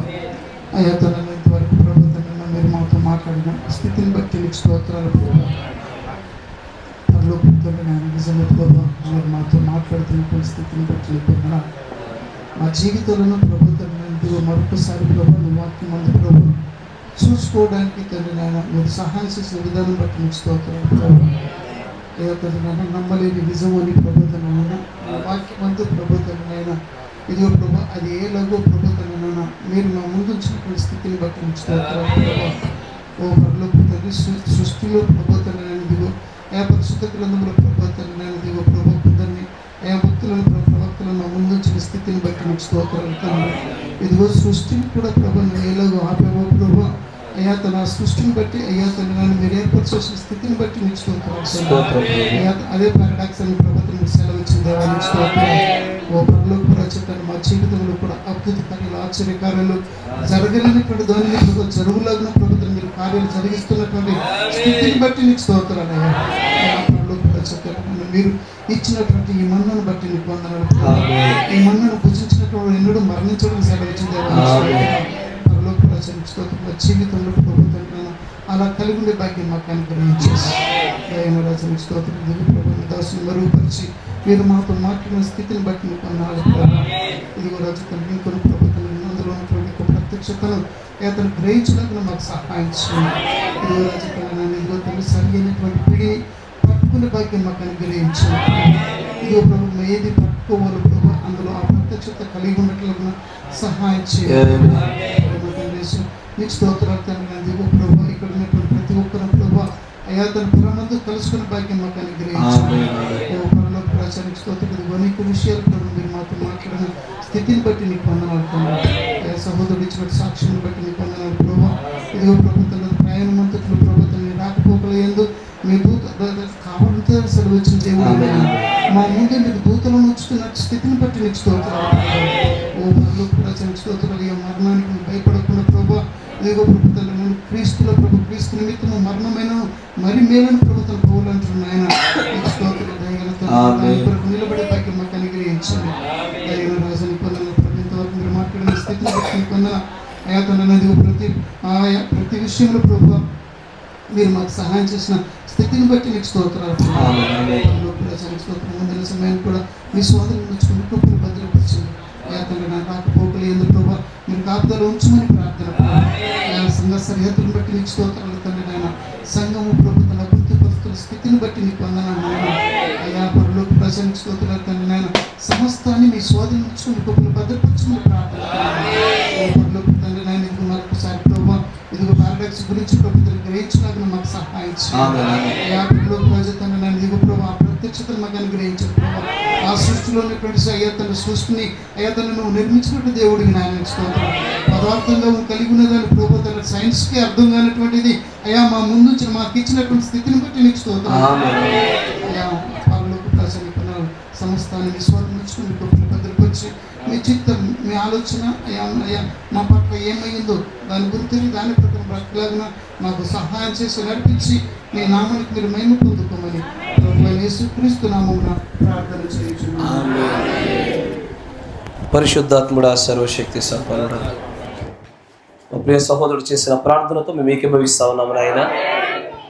దయచేసి ఈ నమ్మలేని నిజము ఈ పారాడాక్స్ ఏమై ఉన్నదో అది నీ సృష్టిలోనేమి నియమాలలోనేమి అది ప్రత్యక్షతలోనేమి నీ అద్భుత కార్యాల సూచనలోనేమి అవి ఎలాగున్న విషయాన్ని మేము గ్రహించినట్లుగా మా దయచేసి మా కన్నులు మీరు తెరవమని ప్రార్థిస్తాం నాయన. నా సహోదరుడు సాక్ష్యం చెప్పిన రీతిగా మిగిలిన అనేక మంది ప్రజలు అదే సందర్భంలో ఉండగా వారు ఆ ప్రమాదాలకు గురై ప్రాణాలు పోగొట్టుకుని ఉండగా ఈ ప్రజలు రక్షించబడి ఉన్నారు. ఎందువలన అనగా దానికి మా దగ్గర కారణం లేదు కానీ అది పారాడాక్స్ అయి ఉన్నది.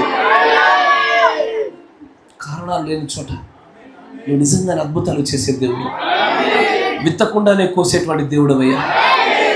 నీ అద్భుతమైనటువంటి ఈ యొక్క మాటలు ఈ ప్రత్యక్షతలు మాకు వినబడినట్లుగా మా పట్ల కృప చూపినందుకు మీకు వందనాలు ప్రభు.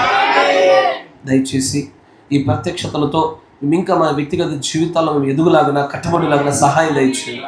మేము కుడికే కానీ ఎడమగా తులిపోకుండా కృప చూపండి ప్రభు. 27వ తారీఖున జరగబోతున్న గృహ కూడికలకు తోడుగా ఉండండి. అంతేకాకుండా ప్రభు ఈ ప్రియమైన ఈ ప్రజలు తిరిగి వెళ్ళబోచుండగా వీరి ప్రయాణం అంతట్లో కూడా నీ యొక్క కాపుదల భద్రతను దయచేయండి. సాతాను గడిక ప్రతి ఒక్క తంత్రాన్ని కూడా మీరు నియంత్రించి దాన్ని నిలిపివేయమని ప్రార్థన చేస్తా ఉన్నా. అంతేకాకుండా నీతిశూరుడా తమ యొక్క గుప్పిలు ధారాళముగా విప్పిన ప్రతి ఒక్కరిని కూడా మీరు ఆశీర్వదించండి. మాలో గర్వం లేకుండా నాయన మేము ప్రభు ఈ సంఘంలోనేమి ఊరిలోనేమి పెద్దలుగా ఉండాలి మేము ఆశపడటం లేదు నాయన. ఎక్కడో మా ఘనతలు మేము చూపించుకోవాలని ఆశపడటం లేదు ప్రభు. పెద్దలు అవ్వాలని ఆశించుచున్న ప్రతి ఒక్కరూ ఒక రోజున ఖచ్చితంగా వారు తగ్గించబడటం గురించి నేను లేఖనాలే మాట్లాడుతూ ఉన్నాయి. మేము అల్పులం ప్రభు, అయోగ్యులము, ప్రతి ఒక్కరికంటే కూడా ప్రభు నాయన తగ్గించబడుచున్నటువంటి ప్రజలమే నాయన. ఏ మంచి మాలో లేదు నాయన. దయచేసి ప్రభు ఈ ప్రేమైనటువంటి ఈ సంఘాన్ని మీరు మరింతగా ప్రేమించమని, మరింతగా బలపరచమని, మరింతగా స్థిరపరచమని, మరింత లోతైనటువంటి స్థాయిలోనికి వీరి వేర్లు పారులాగా సహాయం దయచేయండి ప్రభు. నాయన ఆ దానియేలు బాలుని కూడా జ్ఞాపకం చేసుకోనండి. క్రిస్టఫర్ సహోదరు యొక్క ఆరోగ్య విషయంలో జరగలేని ప్రొసీజర్ విషయంలో కృప చూపండి ప్రభు. దయచేసి నాయన నీ ఆత్మ తోడు మాకుంటే చాలు ప్రభు. ఈ లోకంలో మాకు ఏది అక్కర్లేదు కానీ నీ ఒక్కడు ఉంటే మాకు చాలు నాయన. ప్రభు నిజంగానే మా జీవితాల్లో మిమ్మల్ని పొందుకోవడానికి, మిమ్మల్ని పట్టుకోవడానికి మా దగ్గర ఏ కారణం లేదు కానీ ఇలాగ మమ్మల్ని పట్టుకున్న ఈ ఎన్నికే ఒక పెద్ద పారాడాక్స్ అయి ఉన్నది. కనికరం చూపండి, బలపరచండి నాయన. సహాయం దయచేసి ఉన్నతమైనటువంటి స్థితిలోనికి వీరందరినీ కూడా ప్రభు బలపరిచి స్థిరపరచండి. ప్రభు అయిన యేసు క్రీస్తు నామములో ప్రార్థన చేయుచున్నాము. ఆమేన్, ఆమేన్.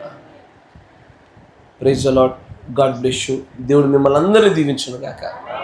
ఆమేన్.